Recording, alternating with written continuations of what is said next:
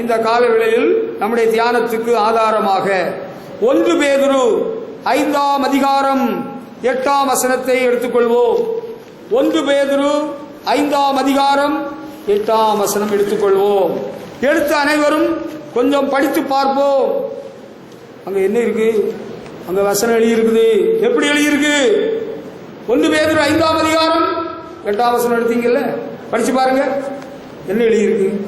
தெளிந்த புத்தியுள்ளவர்களாய் இருங்கள், ஏனெனில் உங்கள் எதிராளியாகிய பிசாசானவன் எவனை விழுங்கலாமோ என்று கெச்சிக்கிற சிங்கம் போல வகை தேடி சுற்றி திரிகிறான். இந்த வசனம் எங்களுக்கு மனப்பாடமாகவே தெரியும் என்று விசுவாசிகள் அநேகர் நீங்கள் நினைக்கலாம், சொல்லலாம். ரொம்ப சந்தோஷம். Control your self and be careful.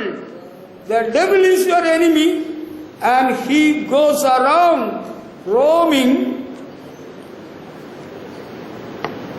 like a lion looking for someone to attack and eat. யாதொரு ஒரு கிடைப்பா அவங்கள தாக்கி சாப்பிடணும்னு சாத்தான் சுத்திட்டு இருக்கிறான் அப்படின்னு பேதுரு அப்போஸ்தலர் எழுதுறார். Control your self and be careful. தமிழ்ல எப்படி இருக்கு? தமிழ்ல தெளிந்த புத்தி உள்ளவர்களாக இருங்கள், விழித்திருங்கள் என்று எழுதப்பட்டிருக்கு. தெளிந்த புத்தி. நம்ம எல்லாம் தெளிந்த புத்தியோட தான் இருக்கிறோம். தெளிந்த புத்தி இல்லாம யாரா இங்க வந்து இருக்கிறீங்களா? எல்லாருக்கும் தெளிந்த புத்தி இருக்கு. தெளிந்த புத்தி இல்லாதவங்க எல்லாம் மென்டல் ஆஸ்பத்திரியில் இருப்பாங்க. தெளிந்த புத்தி இல்லாதவங்க ஒழுங்கா ட்ரெஸ் பண்ண மாட்டாங்க, ரோட்டில் ஓரமா சுத்திட்டு இருப்பாங்க, பஸ்ஸில் கையை காட்டுவாங்க, பஸ்ஸில் கல்ல விடுவாங்க, ஓனான கட்டி எறிவாங்க. தெளிந்த புத்தி இல்லாதவங்க. நமக்கெல்லாம் தெளிந்த புத்தி இருக்கிறது என்பது உண்மை. சந்தோஷம். விசுவாசிகள் தெளிந்த புத்தி உள்ளவர்கள். தமிழில் உள்ள வசனத்துக்கு சொல்றேன். ஆனா எல்லா நேரத்திலும் இல்லை, சில நேரத்தில் தெளிந்த புத்தி இழந்து விடுகிறோம். நம்ம டென்ஷன் ஆகிறோம்ல, அப்ப we lose the spirit. Tension ஆகிறது ரொம்ப நல்லதல்ல, உடலுக்கும் உயிருக்கும் நல்லதல்ல. இப்ப ஆங்கில வார்த்தையின்படி பார்க்கிற வேளையில கண்ட்ரோல் யுவர் செல்ஃப்ஸ். நம்ம கட்டுப்பாடு உள்ளவர்களாக இருக்க விரும்புகிறார் ஆண்டவர். சொல்ல கட்டுப்பாடு உள்ளவர்களாக இருங்கள், உங்களை கட்டுப்படுத்திக் கொள்ளுங்கள். கிறிஸ்தவ வாழ்க்கைன்னு சொல்றது என்னன்னு தெரியுமா உங்களுக்கு? கிறிஸ்துவை சொந்த தெய்வமாக ஏற்றுக்கொண்ட வாழ்க்கை, கிறிஸ்துவை இரட்சகராக ஆண்டவராக ஏற்றுக்கொண்டு அவரை பின்பற்றி அவரை சேவித்து வருகிற வாழ்க்கை உண்மை. அதே நேரத்தில் அதோடு கூட ஐம்புலன்களையும் அடக்கி வாழும் வாழ்க்கை. ஐம்புலன்கள் என்னெல்லாம்? கைகள், கால்கள், கண்கள், செவிகள், இல்லையா? ஐம்புலன்கள் வந்துதா? மூக்கு வரலையா? மூக்கு எல்லாம் சேர்த்து ஐம்புலன்களை அடக்கி வாழும் வாழ்க்கை தான் கிறிஸ்தவ வாழ்க்கை. இந்த இங்கே தெளிந்த புத்தி உள்ளவர்களாக இருங்கள் என்று சொல்கிறது நம்முடைய சரீரத்தின் அவயங்களை எல்லாம் கட்டுப்படுத்தி வாழ வேண்டுமாம். அப்படி பேதுரு அப்போஸ்தலன் நிருபத்தில் குறிப்பிடுகிறார். அப்படி வாழாவிட்டால் நம்ம வாழ்க்கை தோல்வி அடைந்த வாழ்க்கை ஆகிவிடும். அது உண்மையான கிறிஸ்தவ வாழ்க்கையா இருக்க முடியாது. கண்ணு காண்கிறதெல்லாம் பார்ப்பேன், காதில் விழுகிறதெல்லாம் கேட்பேன், எனக்கு விருப்பமானதெல்லாம் என் கையால் செய்வேன், எங்கெல்லாம் போகணும்னு எனக்கு தோணுதோ அங்கெல்லாம் என் காலால் நடந்து போவேன். அது கண்ட்ரோல் இல்லாத ஒரு வாழ்க்கை. அது கிறிஸ்தவ வாழ்க்கையாக இருக்க முடியாது. நான் மனமோல போவேன், எங்கும் போவேன், எங்கும் வருவேன், எதுவும் செய்வேன்னா அது கிறிஸ்தவ வாழ்க்கை அல்ல. ஆண்டவர் ஏன் சொன்னார்? ஒருவன் என்னை பின்பற்றி வர விரும்பினால் தன்னைத்தான் வெறுத்து. அதுல இந்த விஷயமும் அடங்கி வருகிறது. தன் சிலுவை எடுத்துக்கொண்டு என்னை பின்பற்ற கடவன் என்றார். கட்டுப்பாடு உள்ள வாழ்க்கை தாங்க கிறிஸ்தவ வாழ்க்கை. கேட்டீங்களா? Control your self and be careful. கட்டுப்பாடு உள்ளவங்களாக நம்மை கட்டுப்படுத்தி கவனமாக வாழணுமா? அப்படி இல்லைன்னா சாத்தா நம்ம விழுங்கி விடுவான்னு பேதுரு அப்போஸ்தலன் எழுதியிருக்கிறார். அது உண்மையா இருக்குமா? உண்மையாக இருக்கும். நம்ம வாழ்க்கை கட்டுப்பாடே கிடையாது. பாருங்கள், சிலருக்கு வாழ்க்கையில் எந்த கட்டுப்பாடும் கிடையாது. சில குடும்பங்கள்ல புருஷன்மாரு கட்டுப்பாடு கிடையாது, சில குடும்பங்கள்ல மனைவிமாரு கட்டுப்பாடு கிடையாது, இன்னும் சில குடும்பங்கள்ல பிள்ளைகளுக்கு எந்த கட்டுப்பாடும் கிடையாது. அப்பா அம்மா இருந்தாலும் எந்த கட்டுப்பாடும் கிடையாது, அவங்க விருப்பம் போல தான் வாழ்வாங்க. இன்னும் சாப்பாட்டு விஷயத்திலேயே கட்டுப்பாடு அநேகருக்கு கிடையாது. அவங்க ஹார்ட் பேஷியன்ஸா இருப்பாங்க, இதய நோயாளியா இருப்பாங்க. அவங்க நிறைய இளநீ குடிப்பாங்க, தேங்காய் தின்னுவாங்க, பூரி செட்டு சாப்பிடுவாங்க, உருளைக்கிழங்கு தின்னுவாங்க. கொலஸ்ட்ரால் எவ்வளவு கூடக்கூடிய ஐட்டம் எல்லாம் தின்னுடுவாங்க. சக்கரை வியாதி இருக்கும், அவங்க சப்போட்டா பழம் ஜூஸ் குடிப்பாங்க. பிறகு போமிகிரேனட் மாதுளம்பழம் ஜூஸ் குடிப்பாங்க, மாம்பழம் சாப்பிடுவாங்க. கட்டுப்பாடு கிடையாது. இன்னும் எனக்கு ஒரு காரியத்தை இன்று கால வேளையில் ஆண்டு உணர்த்தினார். செல்போன்ல கூட கட்டுப்பாடு கிடையாது. புருஷனை பற்றி நம்பிக்கையே கிடையாது மனைவிக்கு. இங்கே இருந்து 4 ரோடு போறதுக்குள்ள 4 தடவை கூப்பிடுது. என்னங்க போயிட்டீங்களா, எங்க போயிட்டு இருக்கிறீங்க, செட்டி மண்டபமா, அங்க வண்டி நிறுத்தி இருக்கிறீங்களா, போயிட்டு இருக்கிறீங்களா, அங்க யாரோ பாத்தீங்களா? மனைவிக்கு புருஷனை நம்ப முடியல. அதனால 4 ரோடு போறதுக்குள்ள 4 தடவை, 5 ரோட்ஸ் 5 ரோடு போறதுக்குள்ள 5 தடவை கூப்பிட்டாச்சு. ஏன்னா கதை குழப்பம். தடம் புரண்ட வண்டி அல்லவா, தடம் புரண்ட வண்டி. No control at all. Control இல்லாத வண்டியில ஏறினா அவ்வளவுதான், சாவுதான். ஆமா, வண்டிக்கு பிரேக் இல்லை, ஏறிடாத செத்த. டிரைவர் தண்ணி போட்டிருக்கிறானா, இறங்கி அடுத்த வண்டியில ஏறிப்போ, தப்பி பிழைச்சிடலாம். டிரைவர் தண்ணி அடிக்கிறாரு, டிரைவர் வண்டியை ஓட்டிகிட்டே இருக்கிறவங்கள செல்ல பேசிக்கிட்டே இருக்கிறாரு. எத்தனை பேர் பள்ளிக்கூட வாகனங்கள் வேன்ஸ் கூட பள்ளத்தில் இறங்குறது பிள்ளைகள் செத்ததுனால, அவன் தூங்குறதுனால இல்லை, கட்டுப்பாடு இழந்தது காரணம் அவன் செல்போனை வச்சு பேசினான். கட்டுப்பாடு இல்லாத ஒரு வாழ்க்கை கிறிஸ்தவ வாழ்க்கை கிடையாது. கட்டுப்பாடு உள்ள வாழ்க்கை தான் கிறிஸ்தவ வாழ்க்கை. நம்ம ஆண்டவரை சேவிக்கிறோம் உண்மைதான், ஆனா எந்த கட்டுப்பாடும் கிடையாது. எங்களை யாருமே எந்த விஷயத்திலும் கட்டுப்படுத்த முடியாது. என் குடும்பத்துக்கு நான் தான் தலைவர், எனக்கு நான் தான் தலைவன் தலைவி. நீங்க தப்பு பண்ணிக்கிறீங்க. ஆண்டவருடைய ஆளுகைக்கு உட்பட்டவர்களாக நாம் வாழ வேண்டும், கட்டுப்பாடு உள்ளவர்களாக இருக்கணும். அந்த குதிரைக்கு கடிவாளம் போட்டது எதுக்கு தெரியுமில்ல? அந்த கடிவாளம் போடாட்டா எல்லாரையுமே இடிச்சு மிதிச்சு உதச்சு போட்டுரும். ஆமா, குதிரைக்கு ஆண்டவர் கொம்பு ஏன் கொடுக்கல? மாட்டுக்கு கொம்பு கொடுத்தாருல்ல, ஏன் குதிரை கொடுக்கல? கொம்பு இருந்துன்னா அது முட்டி மனுஷனை கொண்டு போடும். மாடுக்கு மூக்கில் ஒரு கரடு போட்டிருக்க எதுக்கு? அதை கட்டுப்படுத்துறதுக்கு தான். சிலருடைய வாழ்க்கையில எந்த கட்டுப்பாடும் இல்லைன்னா ஆண்டவர் ஒரு கட்டுப்பாடை கொண்டு வந்துடுவார். சாப்பாட்டில் கூட ஒரு கட்டுப்பாடு நமக்கு தேவை. நம்முடைய உடையிலும் ஒரு கட்டுப்பாடு வேண்டும், நடையிலும் ஒரு கட்டுப்பாடு வேண்டும், நம்ம பேச்சிலையும் ஒரு கட்டுப்பாடு வேணும். நாக்கு இருக்குதுன்னு 4 வாயில வந்ததெல்லாம் பேச முடியாது. பரிசுத்தாவியான துக்கப்படுவார். சண்டை போடக்கூடாதுன்னு இருக்குல்ல, அது கட்டுப்பாடு உள்ள வாழ்க்கை உள்ளவர்கள் தான் சண்டை போடாமல் இருக்க முடியும். அடிச்சு பிச்சு விடுவேன், நீ என்ன நினைக்கிற? அடிக்கடி நடத்துறது ஆண்டவர் பிள்ளைகளுக்கு ஒழுங்கா. அப்ப அவங்க கட்டுப்பாடு இல்லாதவர்கள். அவங்கள பேர் கிறிஸ்தவர்கள் என்று சொல்லிக் கொள்ளலாம். பைபிள் வச்சிருப்பாங்க, படிப்பாங்க, பாடுவாங்க, அடிதடி நடத்துவார்கள். திருடுறாங்க, சபைக்கு போய் செருப்ப திருடுறானுங்க, சபைக்கு போய் கரண்டிய திருடுறானுங்க, சபையில் உள்ள பொருட்கள் எல்லாம் தூக்கிட்டு எப்போ போகலான்னு நிற்கிறானுங்க. கேட்டா கண்டுபிடிச்சிட்டா இது சும்மா தானே இங்க இருந்தது, நாங்க எங்க வீட்டுக்கு கொண்டு போறோம்னு சொல்றாங்க. இது கட்டுப்பாடு உள்ள வாழ்க்கை கிடையாது. ஆமா, கட்டுப்பாடு உள்ள வாழ்க்கையை ஆண்டவர் நம்மிடத்தில் வலியுறுத்துகிறார், எதிர்பார்க்கிறார். ஹல்லேலூயா. அதைத்தான் பேதுரு அப்போஸ்தலன் இங்க சொல்றாரு, தெளிந்த புத்தி உள்ளவர்களாயிருங்கள். நமக்கு தெளிவு இருக்கணும். நம்ம ஆண்டவர் யார், எப்படிப்பட்டவர், அவரை நம்ம எப்படி பின்பற்றணும்? திருடுறனும் ஆண்டவரை பின்பற்றுவான், கொலைகாரனும் ஆண்டவரை பின்பற்றுறான், ஏமாத்துக்காரனும் பின்பற்றுறான், லஞ்சம் வாங்குறவனும் பின்பற்றுறான். இது என்னையா கிறிஸ்தவம்? கிறிஸ்தவத்தில் கிறிஸ்துவை பின்பற்றுகிற மக்களுடைய வாழ்க்கையில அதெல்லாம் கிடையாது, அதெல்லாம் கிடையாது. தெரிஞ்சுடுங்க. உங்களுக்கு புரிஞ்சுதா? எத்தனை பேருக்கு புரிஞ்சுது? ஹல்லேலூயா. கட்டுப்பாடு உள்ள வாழ்க்கை கிறிஸ்தவ வாழ்க்கை, கட்டுப்பாடு இல்லாத வாழ்க்கை நம்மையே வஞ்சிக்கிற வாழ்க்கை. Do you have any control in your personal life? உன் வாழ்க்கையில ஏதாவது கட்டுப்பாடு இருக்கா?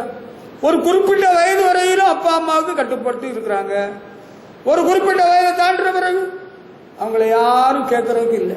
கேட்டா பிரச்சனை, தகப்பன் கேட்டாலும் பிரச்சனை, தாய் கேட்டாலும் பிரச்சனை, உடன் பிறந்தவர்கள் கேட்டாலும் பிரச்சனை, ஊழியக்காரன் கேட்டுட்டா நான் சபைக்கே வரமாட்டேன், நான் வேற சபைக்கு போயிருவேன். மிரட்டுறியா இல்லை உருட்டுறியா? மிரட்டியா பாக்குற? யார மிரட்டுற, யார உருட்டுற? ஓம் வாயில மண்ணு, எம் வாயில ரொட்டி. அவன் செத்தான், அவன் ஆத்மா செத்துது, அவ்வளவுதான், முடிஞ்சு கதை, முடிஞ்சு போச்சு. தெளிந்த புத்தி உள்ளவர்களாக நம்ம இருக்கணுமா?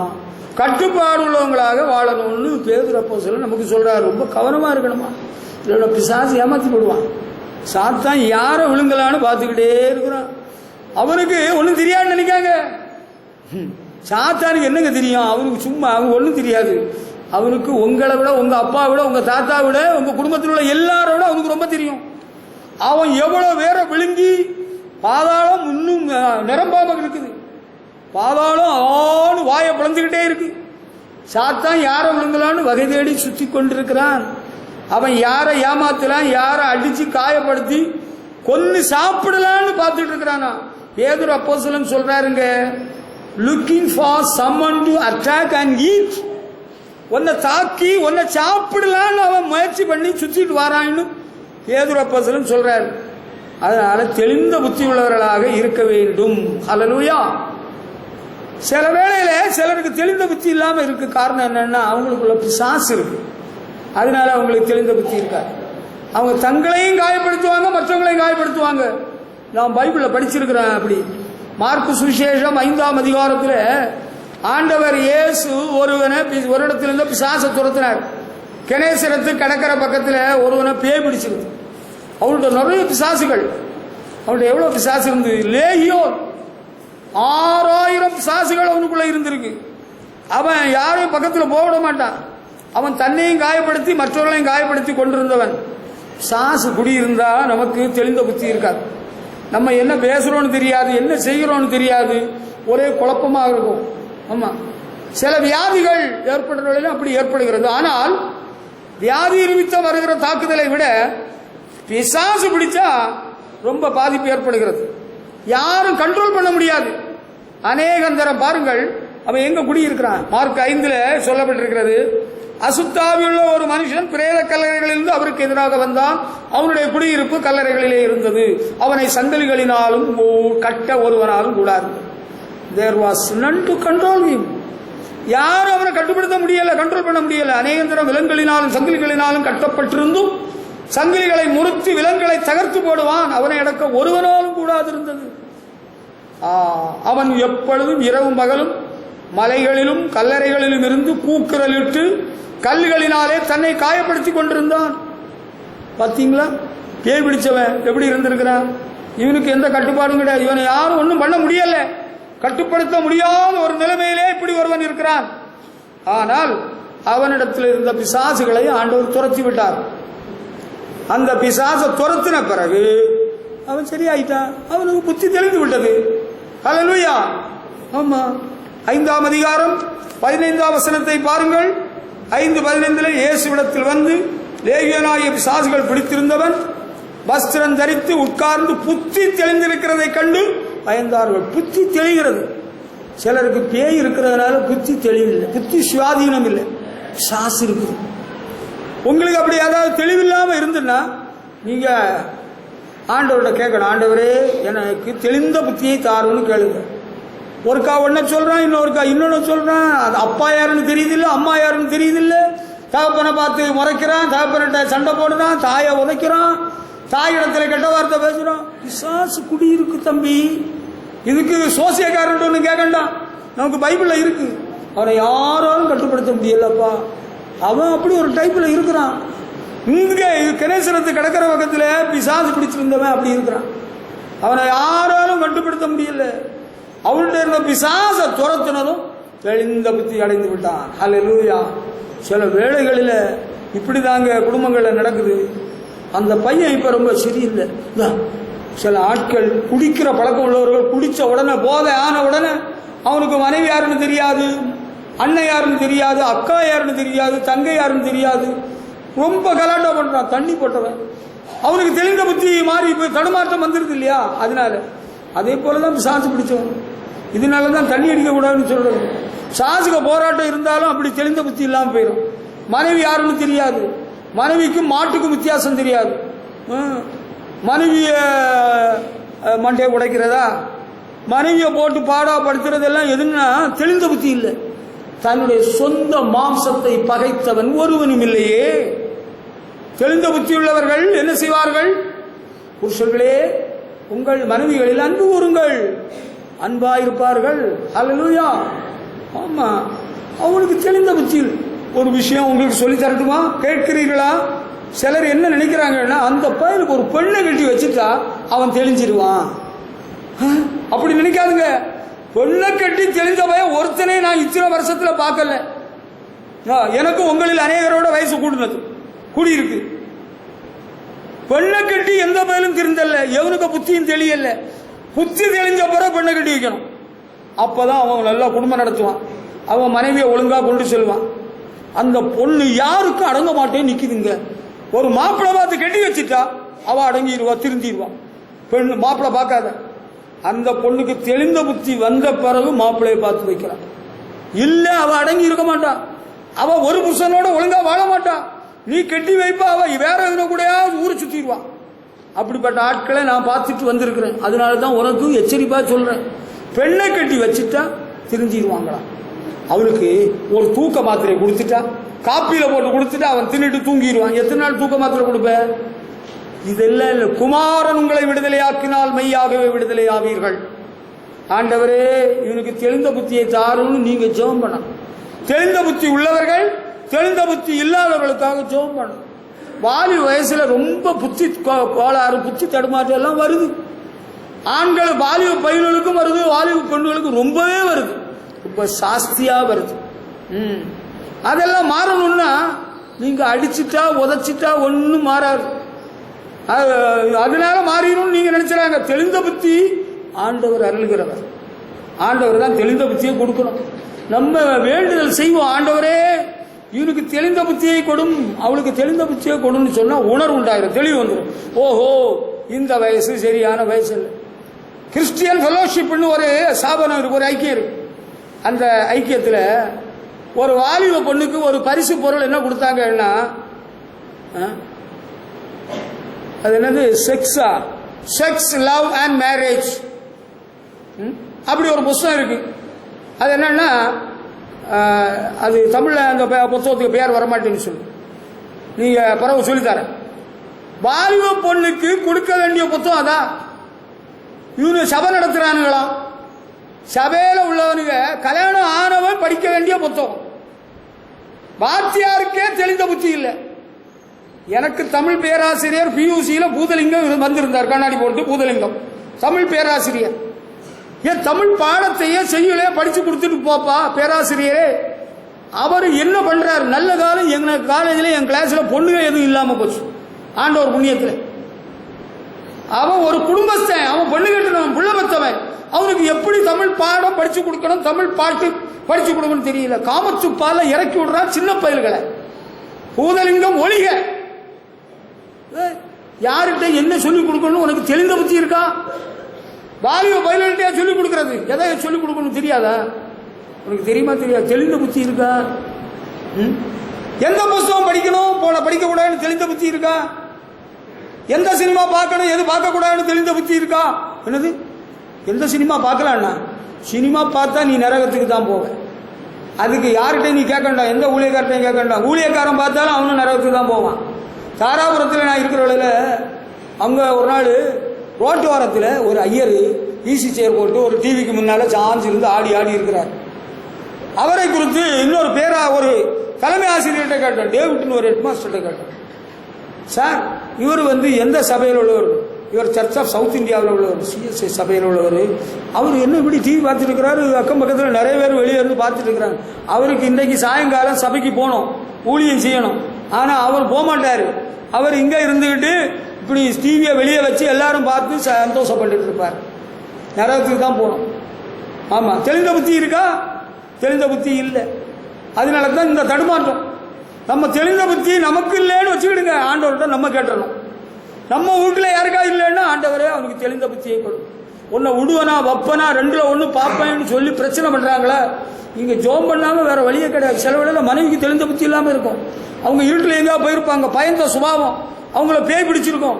ஏய் என்னடா நினைச்சிருக்கிற, ஒன்னு விடுவனான்னு மனைவி கேட்டா மூக்க உடைச்சிடாதுங்க, மண்டையும் உடைச்சிடாதுங்க. அவளுக்கு புத்தி சுயாதீனம் இல்லாமல் ஆகி போச்சுன்னு அர்த்தம். நான் அப்படிப்பட்ட ஆட்களை பார்த்துருக்கிறேன், அதனாலதான் உங்களுக்கு சொல்றேன். அவளுக்கு புத்தி சுயாதீனம், இங்க வாடாங்கடே ஒன்ன விடுவனா பார்ப்போம். அவளுக்கு தெளிந்த புத்தி இல்லை என்பதை உணர்ந்து கொள்ளணும். புருஷனை வரம்ப தாண்டி மனைவி பேசுகிறாள் என்றால் அவள் எந்த ஸ்திரியானாலும் சரி, எந்த விசுவாசியானாலும் சரி, அவளுக்கு புத்தி சுவாதீனம் இல்லை என்று அர்த்தம். அதுக்காக என்ன செய்யலாம்? இந்த ஜாதி பிசாசு அடியினால் உதையினாலும் அல்லாமல் போகாதா? உபவாசமும் ஜெபம் பண்ணினால் போய்விடும். நம்ம உடம்ப கொஞ்சம் வருத்தி ஆண்டவரிடத்தில் தாழ்த்தி, ஆண்டவரே எனக்கு மனைவிக்கு தெளிந்த புத்தி இல்லாமல் இருக்கிறாள், அவளுக்கு தெளிந்த புத்தியை கொடுன்னு நம்ம புருஷன் மாதிரி தான் ஜெபம் பண்ணணும். புருஷனுக்கு தெளிந்த புத்தி இல்லையா? உன கையை முறுக்கிறேன், உன் கையை உடைக்கிறேன், பாரு ஒன்ன வைத்த மிதிக்கிறேன்னு சொல்லிட்டாரு வச்சுக்க, அவனை உனக்கு மாப்பிள்ளைய பேய் பிடிச்சிட்டுன்னு அர்த்தம். நீ உடனே போன் போட்டு சொல்லிடு, என் புருஷன் அப்படி செய்தான் இப்படி செய்தான்னு எல்லாம் சொல்லண்டா. எனக்கு புருஷனுக்கு பிசாசுக்கு ஓத்துறோம், கொஞ்சம் ஜோம் பண்ணுங்கன்னா நான் மனசார நம்ம ஜோம் பண்ணிக்கு தான் இருக்கிறோம். ஜோம் பண்ணிட்டா புருஷனுக்கு தெளிந்த புத்தி வந்துடும். நான் உன்னை அடிச்சது தப்பு, மன்னிச்சுக்க, உன்னை அன்பா வச்சிருப்பேன், கடைசி வரையிலும் நம்ம ஒருமித்து சந்தோஷமாய் வாழ்வோம் என்று அவர் சொல்லிடுவார் மாப்பிள்ளை. அதான் தெளிந்த புத்தின்னு அர்த்தம்.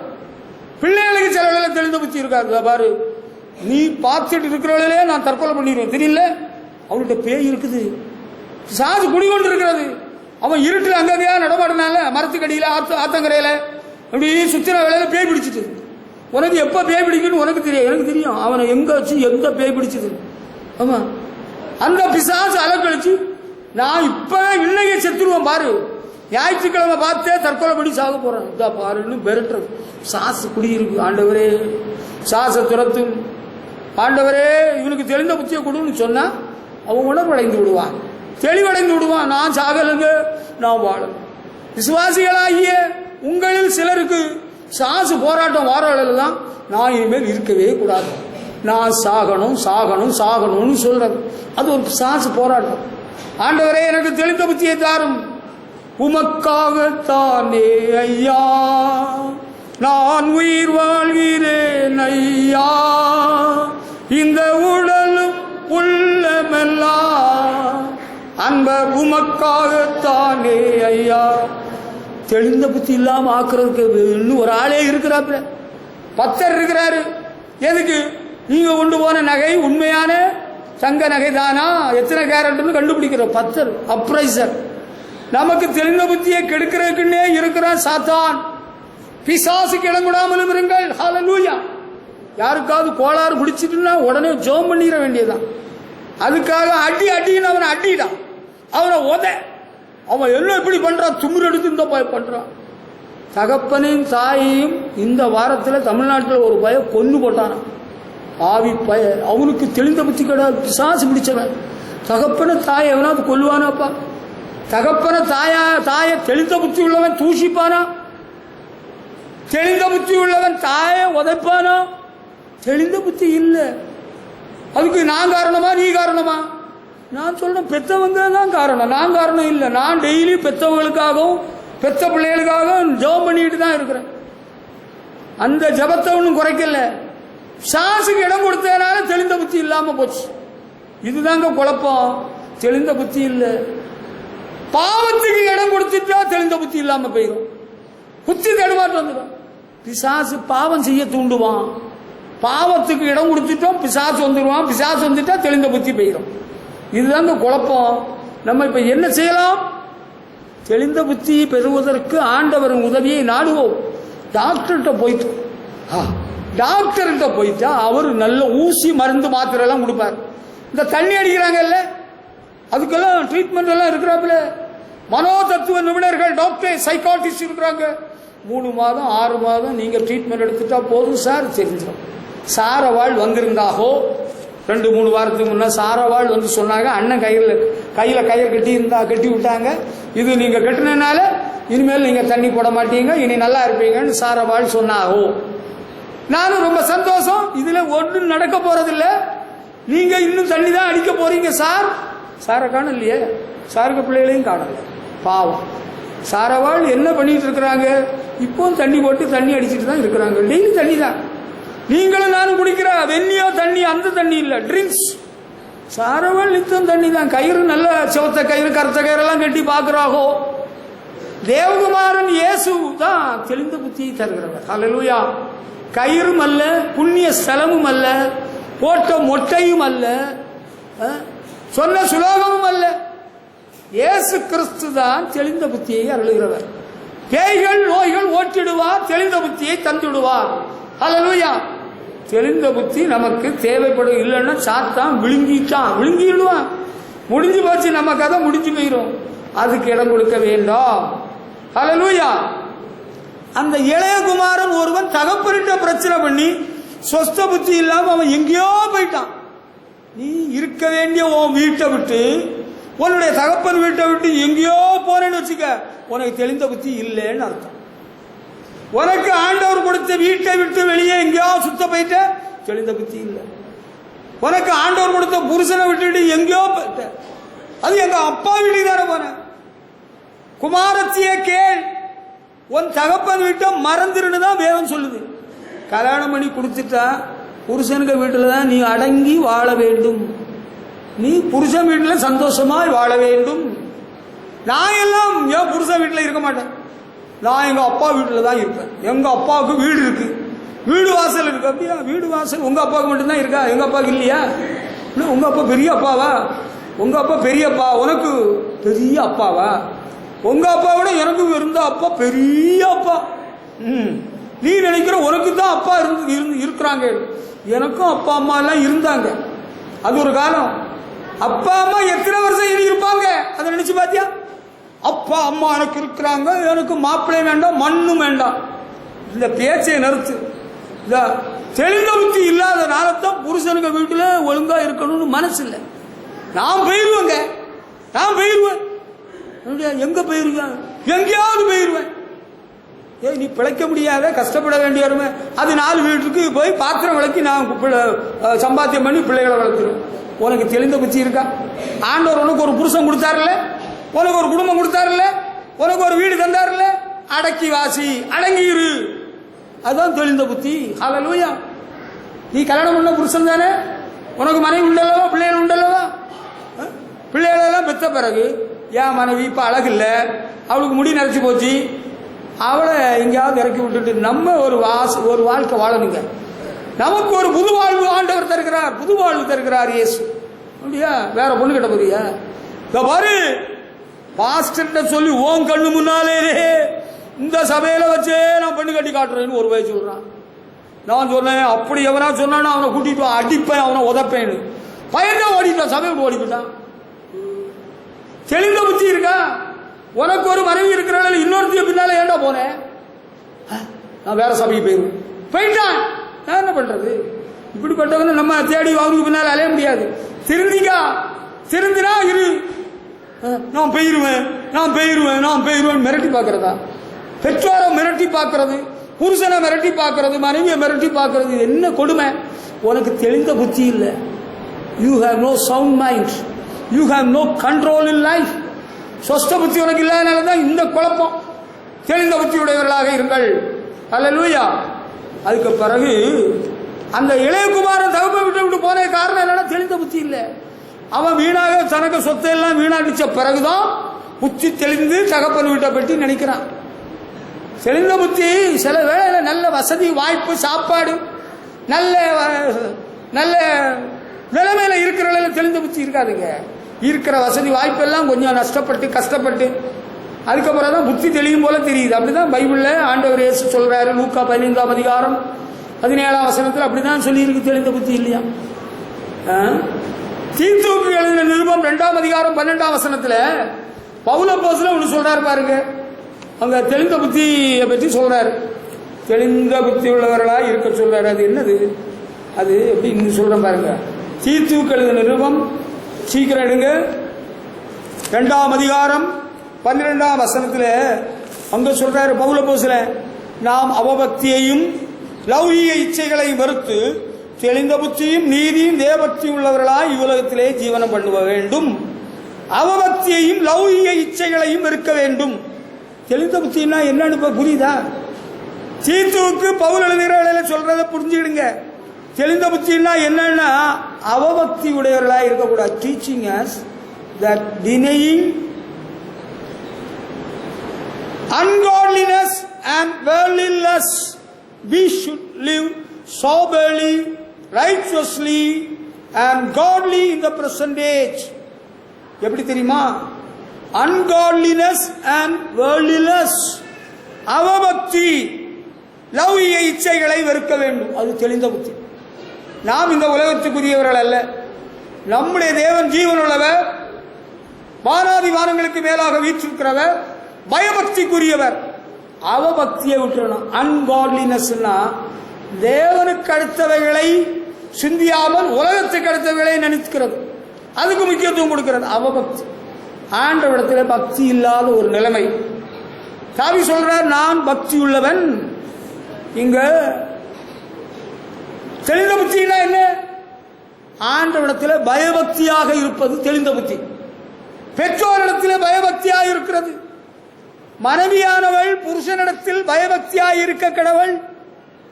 அப்படிதான் எபேசு சபைக்கு பவுல் எழுதும் பொழுது 5ஆம் அதிகாரம் கடைசி வசனத்தில் குறிப்பிடுகிறார். தெளிந்த புத்தினா புரியுதா? தராதரம் புரிந்து அதற்கேற்றபடி பயபக்தியாய் நடந்து கொள்ளுதல். அவபக்தி யாரையும் மதிக்கிறது கிடையாது, மனுஷனா நினைக்கிறது. ஆண்டவரையே ஒரு பொருட்டாக இல்லை. ஆண்டவரிடத்தில் ஒரு பயபக்தி கிடையாது, தேவனை ஆராதிக்கிறவர்கள் ஒரு பக்தி கிடையாது. அவபக்தி, அன்காட்லினஸ். அடுத்து வேர்லினஸ். அது என்னது?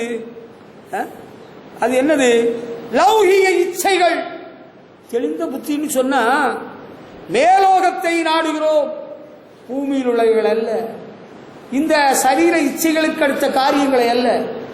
சினிமா ஒரு பக்கம், கல் ஒரு பக்கம், ஆமா பிராண்டி ஒரு பக்கம், கதவசம் இன்னொரு பக்கம், திருட்டு பொருள் தின்றது இன்னொரு பக்கம், கடத்தல ஈடுபடுறது இன்னொரு பக்கம்.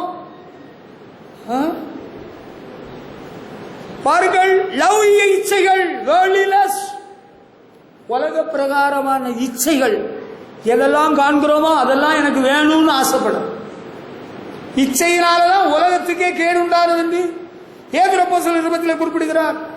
ஏவாளுக்கு தான் அந்த இச்சை முதலாவது ஏற்பட்டது. நான் பைபிள் படிச்சிருக்கிறேன். இச்சை யாருக்கு முதலாவது ஏற்பட்டது? ஏவாளுக்கு தான். அவதான் அந்த பழத்தை, விலக்கப்பட்ட பழத்தை பார்த்தாள், பறித்தாள், புசித்தாள், புருஷனுக்கும் கொடுத்தாள். இச்சையினால உலகத்துக்கு கேடு வந்து விட்டது. உலக இச்சையை விடுகிறது தான் தெளிந்த புத்தி. நாம் இனி நம்முடையவர்கள் அல்ல, அவரே சரீரத்தின் சொந்தமானார். ஆவியினாலும் சரீரத்தினாலும் தேவனுக்கு மகிமை செலுத்த வேண்டும். ஹல்லேலூயா. இந்த உலகத்தின் இச்சைக்கு இடம் கொடுத்துட்டோம், சாத்தான் விழுங்கியாச்சு. உலகத்தின் இச்சை என்ன? மாம்சத்தின் இச்சை, கண்களின் இச்சை, ஜீவனத்தின் பெருமை ஆண்டவரால் உண்டானதல்ல, அது பிசாசினால் உண்டானது. யோவான் அப்போஸ்தலர் நிருபத்தில் குறிப்பிடுகிறார். உலகத்தின் இச்சை இருக்குன்னா அவனுக்கு தெளிந்த புத்தி இல்லைன்னு அர்த்தம். மேலோகத்தை நாடுகிறோம். நம்ம பரலோகத்துக்காக பிரயாணம் பண்ணிட்டு இருக்கிறோம். இஸ்ரவேல் ஜனங்கள் பாலும் தேனும் ஓடுகிற செழிப்பான கானான் தேசத்துக்கு புறப்பட்டு போய் கொண்டிருக்கிறார்கள். அவர்கள் விட்டு வந்த தேசத்தில் உள்ளவர்களை இச்சித்தார்கள். அங்க வெள்ளரிக்காய், கொம்மட்டிக்காய், வெள்ளப்பூண்டு எல்லாம் அங்க இருக்குது. அங்க கறி இருந்துதான், அதெல்லாம் ஆசைப்படுறாங்க. கேட்டதை கொடுத்தா ஆத்மா, இச்சித்ததை பெற்றுக் கொண்டார்கள். ஆத்மாவிலோ இளைப்பை அனுப்பினார், வனாந்திரத்தில் அழிக்கப்பட்டார்கள். உலகத்தின் இச்சைக்கு நம்ம இடம் கொடுத்துட்டோம்னா தெளிந்த புத்தியை இழந்துட்டோம்னு அர்த்தம். அதான் ஆவிக்குரிய அர்த்தம். இந்த உலகத்தில் நம்ம காண்கிறதெல்லாம் அழிஞ்சு போக போகுது. அதிலே மனதை பதிச்சாச்சு. அந்த மரத்தில் போய் அந்த பழத்தை பறிப்பேன், அந்த பலாப்பழத்தை பறிப்பேன், அந்த மாம்பழத்தை பறிப்பேன். மாம்ச இச்சை என்பது பல ரீதியில் இருக்கு. திருடுகிறது ஒரு இச்சை, ஆமா, ஆபாச படங்களை பார்க்கிறது ஒரு இச்சை, ஆபாசமாக பேசுகிறது ஒரு இச்சை, ஆபாசமாக நடப்பது ஒரு இச்சை. அப்படிப்பட்டவங்களுக்கு தெளிந்த புத்தி இல்லை என்று தெரிகிறது. தெளிந்த புத்தி உள்ளவர்கள் மாம்ச இச்சைக்கு இடம் கொடுக்க மாட்டார்கள். அப்படியா? ஆமா, அப்படித்தான். அதைத்தான் அப்போஸ்தலனாகிய பவுல் கலாத்திய சபைக்கு எழுதும்போது சொல்றாரு. கவனியுங்கள், கிறிஸ்துவனுடையவர்கள் மாம்சத்தையும் அதன் ஆசை இச்சைகளையும் சிலுவையில் அறைந்திருக்கிறார்கள். அல்லேலூயா. மாம்சமும் அதன் ஆசை இச்சையும் ஒளிந்து போம். கிறிஸ்துவனுடையவர்கள் மாம்சத்தின் ஆசை இச்சைகளை சிலுவையில் அறைந்திருக்கிறார்கள். அவங்க தான் தெளிந்த புத்தி உள்ளவர்கள். அல்லேலூயா. நம்ம இந்த உலகத்தில் வாசம் பண்ணுறவங்க அவபக்தியையும் லௌகிக இச்சைகளையும் வெறுக்க வேண்டும். அடுத்து தெளிந்த புத்தி உள்ளவர்களாக நீதி நடப்பிக்க வேண்டும். நீதியும் தேவபக்தியும் உள்ளவர்களாக ஜீவனம் பண்ண வேண்டும். நீதி செய்யணும். நீதி நியாயம் ஆண்டவருடைய சிங்காசனத்தின் ஆதாரம். நீதியின் மேல் பசிதாகம் உள்ளவர்கள் பாக்கியவான்கள். ஹல்லேலூயா. நீதி இருக்கா நம்மிடத்தில்? நீதி இருக்கானா தெளிந்த புத்தி இருக்குன்னு அர்த்தம். நீதியா நேர்மையா நடக்கணும். எனக்குள்ளது எனக்கு போதும், உனக்குள்ளதை நீ வச்சுக்க. உனக்க பொருளின் மேல, உனக்க பணத்தின் மேல, உனக்க இடத்தின் மேல எனக்கு ஆசை இல்லை. மண்ணுக்காக மாணிக்கத்தை விட்டிட மாட்டேன். ஹல்லேலூயா. எல்லக்கல் எனக்கு அங்க 2 அடி வரும். இன்னும் அப்படியோ உனக்கு 2 அடி வருமா? 2 அடி வருமா? இன்னும் கூட வருமா? ஆபிரகாமின் தேவன் என்னுடைய தேவன். என்னுடைய பிதாக்கள் ஆபிரகாமின் தேவனை சேவித்து வந்தார்கள். ஆபிரகாமை போல ஆண்டவருக்கு என்று நீதியாக நேர்மையாக வாழ்ந்தார்கள். ஆபிரகாமுடைய சகோதரன் மகன் லோத்துடைய மேய்ப்பர்களுக்கும் ஆபிரகாமின் மேய்ப்பர்களுக்கும் வாக்குவாதம் வந்து விட்டது. இப்ப பெரியவர் யாரு? ஆபிரகாம். யார் பெரியவர்? ஆபிரகாம். ஆபிரகாமுக்கு சகோதரன் மகன் தான் லோத்து. லோத்தை கூப்பிட்டாப்புல, கமான், நாம் சகோதரர், we are brothers, let us not quarrel. நமக்குள்ள வாக்குவாதம் வேண்டாம். let there be no dispute. நமக்குள்ள பிரச்சனை வேண்டாம், பாவ பிரிவினை வேண்டாம். நீ வலதுபுறம் போனால் நான் இடதுபுறம் செல்கிறேன். அவ்வளவுதான், முடிஞ்சு போச்சு. ஹல்லேலூயா. மண்ணு மண்ணு இருக்கு, நீதி இருக்கா? நீ சொல்லல. நீதி இருக்கா? நியாயம் இருக்கா? நீதி நியாயம் செய்கிறவங்க தான் தெளிந்த புத்தி உள்ளவர்கள். ஹல்லேலூயா. அடுத்தவனுக்கு சொத்தை அபகரிக்கணும், அடுத்தவனுக்கு பணத்தை திருடணும், அடுத்தவனுக்கு தோட்டத்தில் உள்ள தேங்காயை பறிக்கணும், அடுத்தவனை ஏமாத்தணும். அங்க ஒரு சார் இருக்கிறாரு, அவர்கிட்ட பணம் இருக்கு, நான் உனக்கு கடன் வாங்கி தாரேன் அப்படின்னு அங்க ஒரு சார்கிட்ட வாங்கல, அவளுக்கு பணத்தை உனக்கு வட்டிக்கு கொடுத்தா, அவ செத்தே போயிட்டா. அவ எவன்னு என்னட்ட நீ கேட்காத, நான் சொல்ல போறது இல்லை. அவ கொடுத்தது அங்க ஒரு சார்கிட்ட, அங்க ஒரு டீச்சர்கிட்ட வாங்கின பணம் இல்லை, அவளுக்கு பணம், உன்னை ஏமாத்தி போட்டா. நீதி கிடையாது, நேர்மை கிடையாது, உண்மை கிடையாது, தெளிந்த புத்தி கிடையாது. உனக்கு தெளிந்த புத்தியே இல்லை. மனுஷன் எதை விதைக்கிறானோ அதையே அறுப்பான். நீ எதை விதைக்கிற அதை அறுப்ப. 2 மகன்கள் ஒரு தகப்பனுக்கு. அவர் கண்ணீரோடு சொல்கிறார், என்னுடைய மூத்த மகன் என்னோட சொல்றான், இந்த வீட்டை வாடகைக்கு விடணும், நீ எங்கேயாவது போயிரு, நீ எங்கேயாவது போயிரு. என் மருமகளும் சொல்றா, இந்த வீடு சும்மா கிடக்குது, இதை வாடகை விடணும். தகப்பன் சொல்றாரு, நான் எங்க போவேன், நீ எங்கேயாவது போய் பிழைச்சிக்க. புருஷனும் சொல்றா, மனைவியும் சொல்றாப்புல, இருவரும் ஒன்றாக இருக்கிறார்கள், ஒரே கருத்துடையவர்களாக இருக்கிறார்கள். தகப்பன் கண்ணீரோடு அழுகையோடு சொல்கிறாரு, அவனுக்கு தெளிந்த புத்தி இல்லை. அவனுக்கு 2 மகன்கள் தான் பிறந்திருக்கிறார்கள். ஒரு நாள் வரும், நாட்கள் வரும் என்று கர்த்தர் சொல்லுகிறார். அவனும் ஒரு நாளில் தெருவில் நிற்க வேண்டியது நேரிடும். நீ எதை விதைக்கிறாய் அதை அறுப்பாய். அதுதான் தெளிந்த புத்தி. இன்றைக்கு நீ செய்கிறது எது, நாளைக்கு நீ அறுப்பாய். வினை விதைத்தால் வினை அறுப்பாய், திணை விதைத்தால் திணை அறுப்பாய். கலாத்திய சபைக்கு பவுல் எழுதும் பொழுதுதான் சொல்லி இருக்கிறார், எதை விதைக்கிறானோ அதை அறுப்பான். நீதியும் தேவபக்தியும் உள்ளவர்களாய் வாழ்வோம். அதான் தெளிந்த புத்தி. தேவபக்தி உள்ளவர்களாய் வாழ்வோம், ஆண்டவருக்கு பயந்து வாழ்வோம், பொல்லாப்பை விட்டு விலகுவோம், ஆண்டவரை பக்தியாக ஆராதிப்போம். பயத்தோடே நல்பக்தியோடே தேவனை ஆராதிப்போம். ஹல்லேலூயா. தெளிந்த புத்தி என்னன்னு தெரியுதா? தேவனை பயபக்தியாக ஆராதிப்பதுதான் தெளிந்த புத்தி. You never give reverence to the Lord. I understand, I say that you don't have sound mind. You have no self-control. You are not there to honor the living God. You are rubbish. நீ ஒரு குப்பை. You are dust. நீ ஒரு தூள். உனக்கு ஆண்டவரை பற்றின பயபக்தினா என்னன்னு தெரியுமா? தேவனுடைய சமூகம்னா என்னன்னு உனக்கு தெரியுமா? அது தெரிஞ்சுன்னா நீ தெளிந்த புத்தியோடு இருக்கிறாய் என்று அர்த்தம். அங்க ஒரு பையன் ரொம்ப கலாட்டம் பண்ணிட்டு இருக்கிறான். அவன் இப்படி கையை காலையில் இப்படி ஒதுக்குறான், குச்சிடுவேன்னு சொல்றான். He is mental. அவனுக்கு பைத்தியம், அவனுக்கு சொஸ்த புத்தி இல்லை. அங்க ஒண்ணு இடையில கடற்கரை பேசிட்டு இருக்குது, அதுக்கு பைத்தியம். அதுக்கு தெளிந்த புத்தி இல்லாத அப்படி பண்ணிட்டு இருக்கு. தெளிந்த புத்தி இல்லை. அங்க ஒரு நாள் எங்க ஊருக்கு போறேன், எங்க அப்பா வீட்டுக்கு போறேன், அங்க ஒரு தடியை கிடக்குறான், வேஷ்டியை கட்டி, இங்க வாடாங்க ஒன்னு பிச்சு போடுவோண்டான்னு அவன் பேசுறான். என்ன என் தம்பியை கூப்பிட்டது, அவன் என்ன பேசுறான், என்ன இப்படி எல்லாம் பேசுறான்.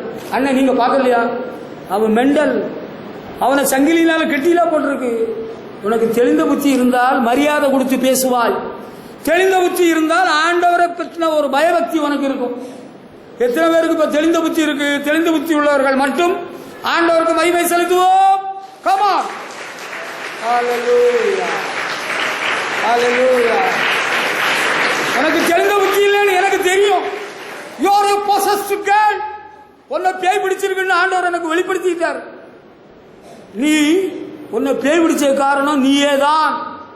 உனக்கு சொஸ்த புத்தி இல்லை, உனக்கு சுவாதீன புத்தி சுவாதீனம் இப்ப இல்லை, குழப்பத்தில் இருக்கிறேன்னு நமக்கு தெரிய வந்திருக்கிறது. ஆவியானவர் நமக்கு உணர்த்தி விட்டார், அதை தெளிவுபடுத்தி விட்டார். நமக்கு தெளிந்த புத்தி தேவைன்னு இன்னும் பவுல் சில காரியங்களை சொல்றார் பாரு. 1 தெசலோனிக்கேயர் 5ஆம் அதிகாரம் 8ஆம் வசனம் எடுத்து பாருங்க. 1 தெசலோனிக்கேயர் 5ஆம் அதிகாரம் 8ஆம் வசனம். மற்றவர்கள் போல இருக்கக்கூடாதாம், பகலுக்குரியவர்களாகிய நாமோ தெளிந்தவர்களாயிருந்து விசுவாசம், அன்பு என்னும் மார்க்கவசத்தையும் ரட்சிப்பின் நம்பிக்கையின் தலைச்சீராவையும் தரித்துக் கொண்டிருக்க கடவோம்.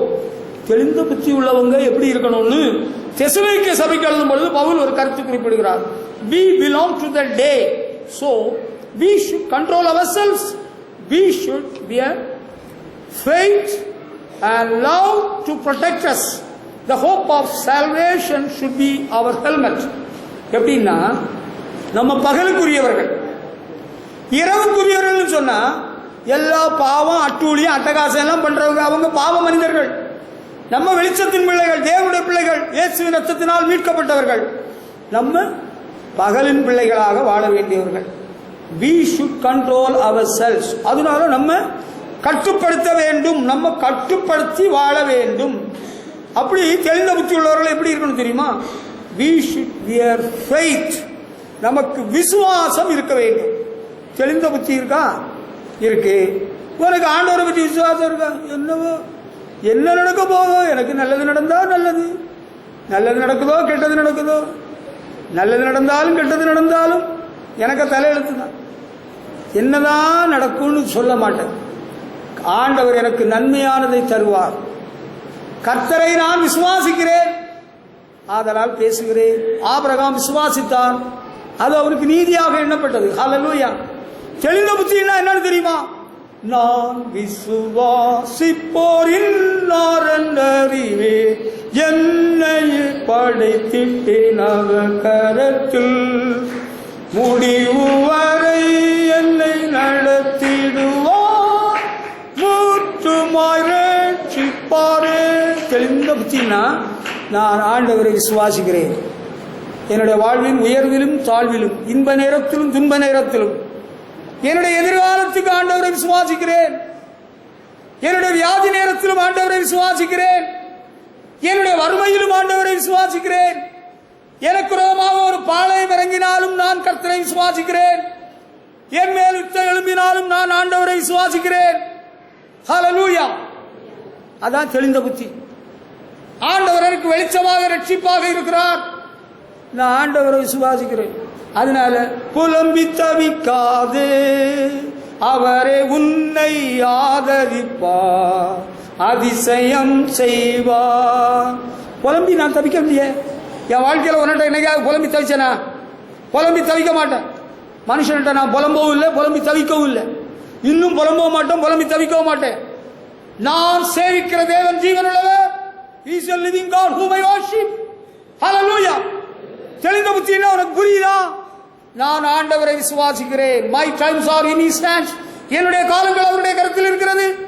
என்னை நடத்துவார், அழைத்தவர் உண்மையுள்ளவர் நடத்துவார். ஹல்லேலூயா. ஆண்டவரை விசுவாசிக்கிறீங்களா? அதுதான் தெளிந்த புத்தி. இன்ப துன்ப நேரத்திலும் உன் அன்புள்ள இயேசுவை பார். இன்ப நேரத்திலும் துன்ப நேரத்திலும் ஆண்டவரை நான் விசுவாசிக்கிறேன். அதுதான் தெளிந்த புத்தி. சந்தோஷமா இருக்கிறீர்களா? ஹல்லேலூயா, ஹல்லேலூயா. ஒரு கஷ்டம், ஒரு நஷ்டம், ஒரு பாதிப்பு, ஒரு பரீட்சை எழுதின ஃபெயில் ஆயிடுச்சு, அவ்வளவுதான். இயேசுநாதரே போயிட்டாரா? இயேசுநாதருக்கு என்ன ஏற்பட்டது? இயேசுநாதருக்கு பாதிப்பு வந்துட்டா? உன்னுடைய விசுவாசம் எங்க?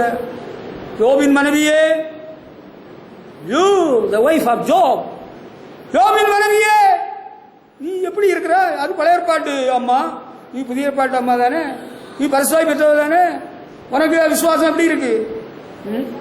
யோபுக்கு விசுவாசம் எப்படி இருந்து? அவர் பொறுமையா இருக்கிறாருமா, அவர் பொறுமையா இருக்கிறார். நான் விசுவாசித்து இருக்கிறவர், என் மீட்பர் உயிரோடு இருக்கிறார் யோபு சொல்றாரு. கடைசி நாளில் அவர் நிற்பார், அவரை நான் காண்பேன், அந்நிய கண்கள் அல்ல, என்னுடைய சொந்த கண்களை காணும். அல்லேலூயா. யோபுக்கு மனைவி என்ன சொல்றாப்புல? இன்னும் உம்முடைய உத்தமத்தில் நிலைத்திருக்கிறீரோ, தேவனை தூஷித்து ஜீவனை விடும். நீங்கள் பலவீனமானவர்கள், ஒத்துக்கொள்ளுங்கள். நீங்க இப்படிதான் சொல்லுவீங்கன்னு எனக்கு தெரியும். யோபுக்கு மனைவியை விட நீங்க பெரிய ஆளா? இன்னும் உம்முடைய உத்தமத்தில் நிலைத்திருக்கிறதா? தெளிந்த புத்தி என்ன இப்ப புரியுதா? தேவனிடத்திலிருந்து நன்மை பெற்ற நாம் தீமையை அனுபவிக்க வேண்டாமா? தெளிந்த புத்தி. உனக்கு தெளிந்த புத்தி இருக்கிறவங்க, தெளிந்த புத்தி இருக்கிற சகோதரிகள் மட்டும் ஒரு அல்லேலியா சவுண்டா சொல்லணும். நான் இப்ப பார்க்க போறேன். கமான் கமான், ஹல்லேலூயா. உங்களுக்கு எல்லாம் தெளிந்த புத்தி இருக்கு. சிலர் சந்தோஷத்துக்காக கையை தூக்குவீங்க, சிலர் மற்றவங்க உங்களை தப்பா நினைச்சிருவாங்கன்னே தூக்குவீங்க. அது எனக்கு தெரியும். Some of you have no control in life, no control in tongue, no sound mind. உங்களுக்கு சிலருக்கு தெளிந்த புத்தி கிடையாது. ஒரு சின்ன காரியம் வரக்குள்ள என்ன குழப்பம், குழப்பி தவிக்கிறதுக்கு அளவே இல்லை, எல்லையே இல்லை. ஐயா, குழப்பம் ரொம்ப ஜாஸ்தியா இருக்குது, புலம்புறதெல்லாம் நிறுத்திடுங்க. கர்த்தரை விசுவாசிங்கள். விசுவாசியே நீ பதறாதே, விசுவாசியே நீ கலங்காதே, விசுவாசத்தா நீதிமா என்றும் என்றும் பிழைப்பா. ஹல்லேலூயா. தெளிந்த புத்தின்னு சொன்னா நல்லா சாப்பிடுறது, நல்லா தூங்குறது, நல்லா நீட்டா ட்ரெஸ் பண்றதுன்னு நினைச்சிட்டு இருந்தியா? மற்றவங்களை அட்ராக்ட் பண்ணி பேசுறது, அட்ராக்ஷனா ட்ரெஸ் பண்ண, அதான் தெளிந்த புத்தி. தெளிந்த புத்தின்னா என்னன்னு புரிஞ்சுக்கிட்டியா? என்னது தெரிந்த புத்தின்னா? விசுவாசம், ஆண்டவரில் விசுவாசம். ஹல்லேலூயா. அன்பு என்னும் மார்க்கவசம், பிரஸ்ட் பிளேட், அன்பு. அன்பே பிரதானம். ஒருவர் அன்பா இருங்கள், ஒருவர் ஊக்கமாய் அன்பு கூறுங்கள். நான் எல்லார்கிட்டையும் அன்பா இருக்கிறேன். எல்லாரிடத்திலும், இந்த சபையில வந்திருக்கிற எல்லாரிடத்திலும் உண்மையா அன்பா இருக்கிறவங்க கை தூக்கணும். தப்பாக யாரா தூக்கினா நான் உடனே கையை நீட்டி, யூ ஆர் ராங், நீ ஏன் கை தூக்கினு உடனே பேரை சொல்லிடுவேன். எனக்கு சிலரை தெரியும். உங்கள சிலர், நீங்க சில இடத்துல கசப்பா இருக்கிறீர்கள், வருத்தமா இருக்கிறீர்கள், எரிச்சலா இருக்கிறீர்கள், பொறாமையோடு இருக்கிறீர்கள். உங்களில் சிலர் என்னிடத்திலும் எரிச்சலோடு இருக்கிறீர்கள், என்னிடத்திலும் பொறாமையோடு இருக்கிறீர்கள். அதுவும் எனக்கு தெரியும். உண்மையாக ஆண்டவரிடத்திலே நான் அன்பா இருக்கிறேன். தேவ சபையின் மக்களாகிய அவருடைய பிள்ளைகள் அனைவரோடும், அன்றைக்கு முதல் தடவை சாட்சி சொன்னீங்கல்ல கர்த்தருடைய பந்திக்கு முன்னால, தேவனோடும் அவருடைய சபையின் மக்களோடும் சபையின் ஊழியக்காரோடும் ஒருவனமாய் இருக்கிறேன். நல்ல சாட்சி. இப்ப அப்படி ஒரு சாட்சி உள்ளவர்கள் கரம் உயர்த்தி கர்த்தரை துதிக்கலாம். சிலர் கை தூக்குறீங்க, நான் இப்ப உடனே சொல்ல போறேன்.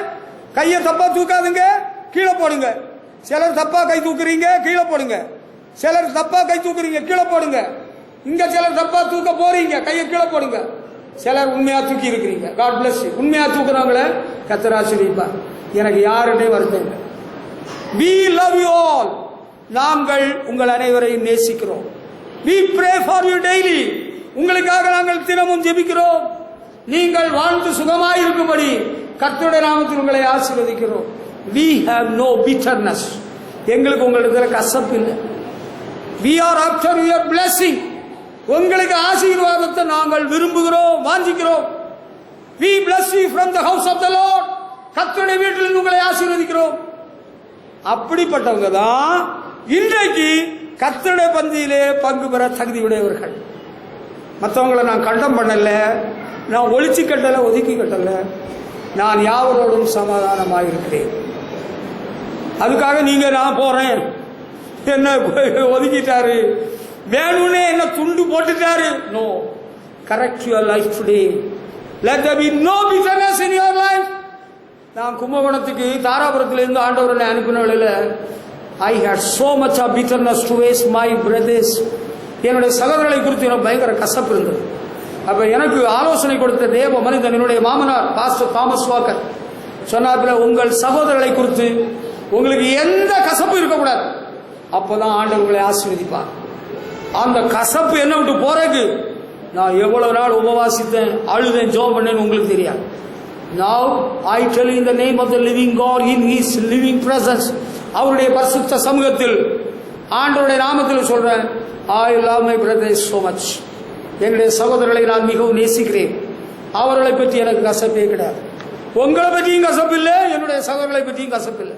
You must pray that the Lord may take away the bitterness from your heart. உங்க இருதயத்தை விட்டு கசப்பை எடுத்து போடணும்னு ஆண்டவரோட ஜெபம் பண்ணணும். மனைவியை பற்றி கசப்பு புருஷனுக்கு, புருஷனை பற்றி மனைவிக்கு கசப்பு, பிள்ளைகளை பற்றி பெற்றோருக்கு கசப்பு. இவனை எவனுக்கு பெற்ற இந்த பையனை, பெற்றோரை குறித்து பிள்ளைகளுக்கு கசப்பு. You are unfit to take part in the Holy Communion.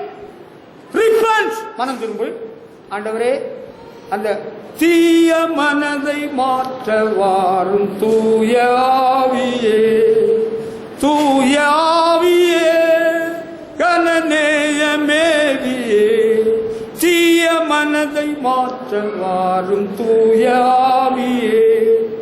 உங்களுடைய ஆவியினால் என்னை நிரப்பும், உங்களுடைய அன்பினால் என்னை நிரப்பும்னு நீங்க கேளுங்க. ஆண்டவர் உங்களை அன்பினால் நிரப்புவார். எல்லா கசப்பும் பொறாமையும் எரிச்சல் உங்களை விட்டு போயிடும். ஹல்லேலூயா. அதான் தெளிந்த புத்தி. ஹல்லேலூயா. அப்படிப்பட்டவங்க தான் எக்கால சத்தம் வானில் தொனித்திடுமே, நம் இயேசு மகாராஜனே வந்திடுவார். கண்ணிமை நேரத்தில் மாறிடுவோம், விண்ணிலே யாவரும் சேர்ந்திடுவோம். எக்கால சத்தம் துணிக்கும். எப்படிப்பட்டவர்கள்? தெளிந்த புத்தி உள்ளவங்க தான் எடுத்துக்கொள்ளப்படுவார்கள். விசுவாசம் உள்ளவர்கள், அன்புள்ளவர்கள், ரட்சிப்பின் நம்பிக்கை என்னும் தலைச்சீராவை தடுத்துக் கொண்டிருக்க வேண்டும். ரட்சிப்பை நஷ்டப்படுத்திடக்கூடாது. Helmet of salvation. ஹெல்மெட் ரொம்ப முக்கியம். டூ வீலர் ஓட்டுறீங்கல்ல, ஹெல்மெட் கண்டிப்பா போடணுமா? லேடிஸ் கூட ஹெல்மெட் போட்டு வண்டி ஓட்டுறாங்க. மண்டேல அடிபட்டா, கொண்டேல அடிபட்டா செத்துக்கிடுவாங்க. ஹெல்மெட் ரட்சிப்பின் தலைச்சீரா. அது என்னது? அதுதான் ரொம்ப அவசியம். தலைக்கு அடிச்சது போல தலையில அடிபட்டு அவர் செத்து விட்டார். ரட்சிப்பை காத்துக்கிடணும். பாத்தீங்களா? ரட்சிப்பின் நம்பிக்கையினும் தலைச்சீராவை தரித்துக் கொள்ளும். அதான் தெளிந்த புத்தி. நான் என்ன வந்தாலும் எது நடந்தாலும் ரட்சிப்பை நஷ்டப்படுத்த மாட்டேன். ஆண்டவர் எனக்கு கொடுத்த ரட்சிப்பை காத்துக்கொள்வேன். எந்த ஊருக்கு போனாலும், எந்த நாட்டுக்கு போனாலும், அவர் என்ன சாப்பாடு தின்ன தந்தாலும் விக்கிரகங்களுக்கு படைத்ததை நான் சாப்பிட மாட்டேன். நான் ரட்சிப்பை இழந்து போக தயாராக. எவ்வளவு பெரிய பார்ட்டியில எனக்கு பிராண்டி கொடுத்தாலும் சரி, விஸ்கி கொடுத்தாலும் சரி, எந்த ட்ரிங்க்ஸுக்கும் நான் இடம் கொடுக்க மாட்டேன். ரட்சிப்பை காத்துக்கொள்வேன். 5 ஸ்டார் ஹோட்டல்ல தங்கி இருந்தாலும் சரி. ஐயோ, எங்க பைபிள் காலேஜ் ப்ரொஃபஸர் அவரு திருவனந்தபுரத்தில் இருந்த ஊழியர்களுக்கு சைக்கிள் வாங்கி கொடுக்கறதுக்கு எங்க பைபிள் காலேஜ் பிரின்சிபல் பணம் கொடுத்து அனுப்பியிருந்தாங்க. அங்கே இருந்து திரும்பி வந்து கன்னியாகுமரியில ட்ரிசி லாட்ஜின்னு ஒரு லாட்ஜ் இருக்கு, பெரிய லாட்ஜ். அங்க போய் தங்கி இருக்கிறாராம். கதவு தட்டுறாங்களாம். உங்களுக்கு தமிழ்நாடு வேணுமா கேரளா வேணுமான்னு. உங்களுக்கு எத்தனை பேருக்கு அர்த்தம் புரியுமா எனக்கு தெரியல. There was a knocking at his door to commit to do sin. பாவம் செய்ய கதவு தட்டப்படுகிறது. அவர் முழிச்சாராம் கொஞ்ச நேரம். அவருக்கு புரியல, இனி என்ன சொல்றேன். தமிழ்நாடு வேணுமா கேரளா வேணுமா? எத்தனை பேருக்கு அர்த்தம் புரிஞ்சுது? யாருக்கெல்லாம் புரிஞ்சுது? மது வேண்டுமா மாது வேண்டுமான்னு கேட்கிறாராம். மதுன்னா என்ன தண்ணி அடிக்கிறது, மாதுன்னா பொண்ணு வேணுமா? அவரு நில கலங்கி போயிட்டாராம். அவர் சொல்ற, நான் ஆடி போயிட்டேன். ஓ, that was the first time I came to your place, man.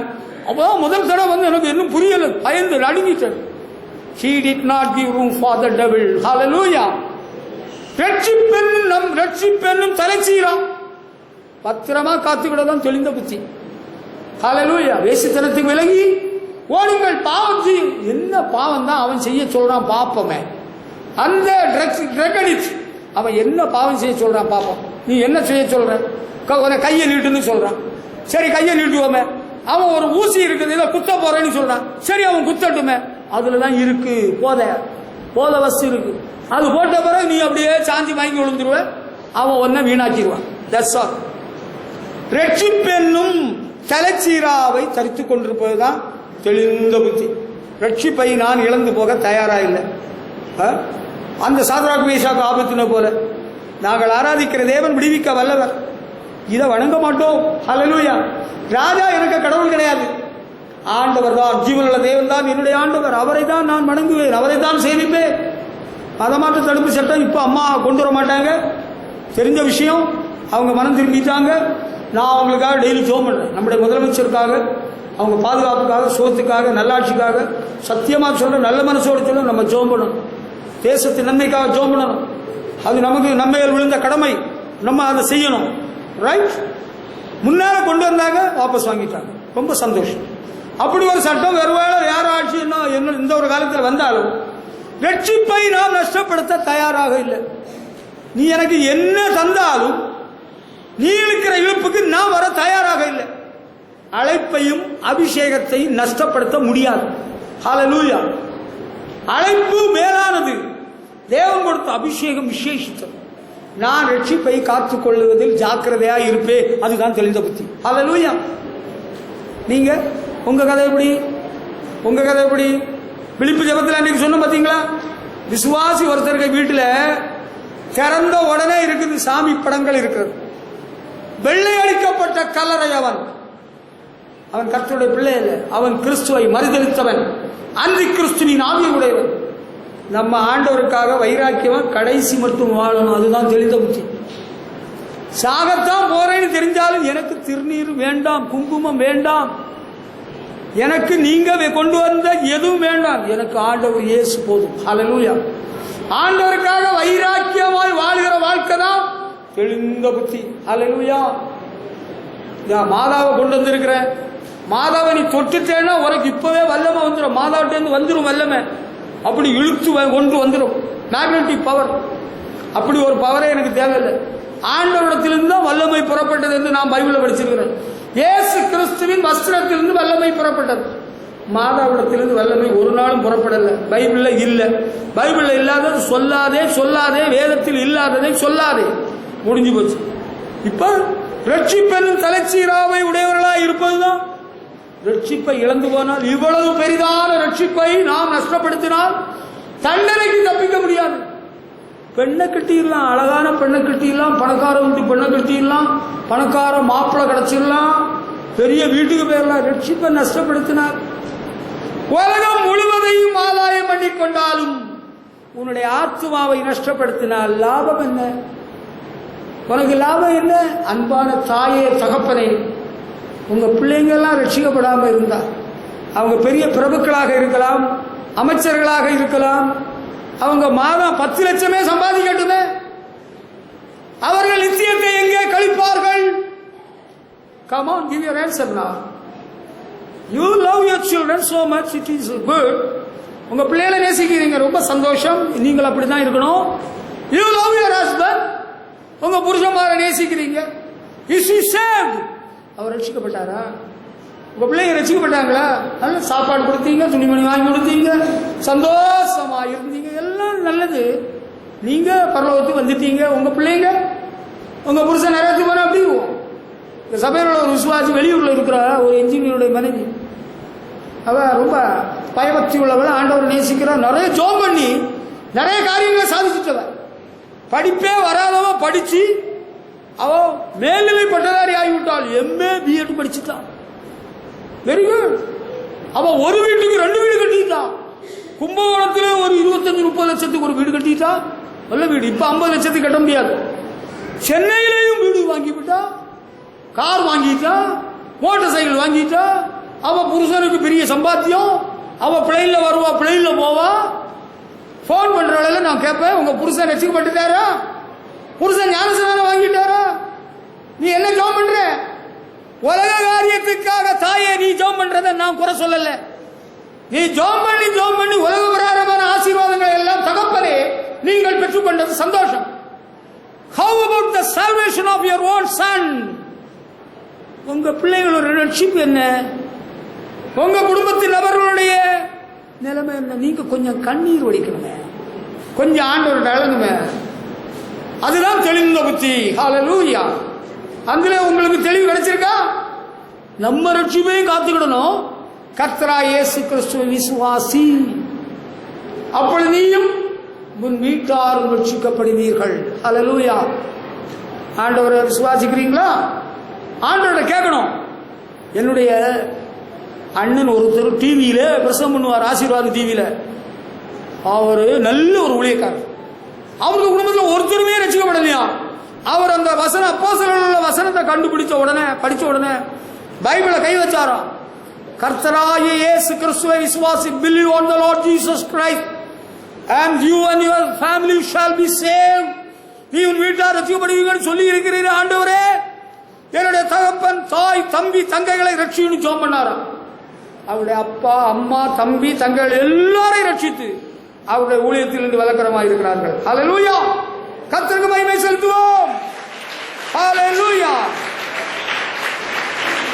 1 தீமோத்தேயு 2ஆம் அதிகாரம் 15ஆம் வசனத்தை படிக்கும் பொழுது அங்கே தெளிந்த புத்தின்னா என்னன்னு பவுல் அப்போஸ்தலன் தீமோத்தேயுக்கு எழுதுறதுல குறிப்பிடுகிறார். அது என்ன தெளிந்த புத்தின்னு சொல்றது? எப்படின்னா, விசுவாசத்திலும் அன்பிலும் பரிசுத்தம்னு ஒரு வார்த்தை வந்திருக்குங்க. இந்த குழந்தை பெற போற அம்மாள் அவள் பாதிப்பில்லாமல் விடுதலை பெற வேண்டுமானால் அவளுக்கு தெளிந்த புத்தியோடு விசுவாசம் இருக்கணுமா.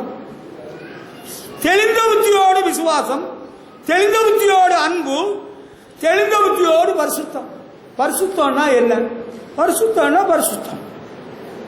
ஹல்லேலூயா. நம்முடைய தேவன் பரிசுத்தர். சேனைகளின் கர்த்தர் பரிசுத்தர், பரிசுத்தர், பரிசுத்தர். ஹல்லேலூயா. தெளிந்த புத்தியோடு பரிசுத்தம். அது என்ன? சோத்திரம் பண்ணி தப்பு பண்ணலாமா? சோத்திரம் பண்ணி பாவம் செய்யலாமா? தப்பு, தப்பு தான். தெளிந்த புத்தியோடு பரிசுத்தம் தேவைப்படுதாமே. அப்படி பவுல் சொல்றாரு. அதுதான் தெளிந்த புத்தி. பரிசுத்தமா வாழ்கிறது தான் தெளிந்த புத்தி. ஹல்லேலூயா.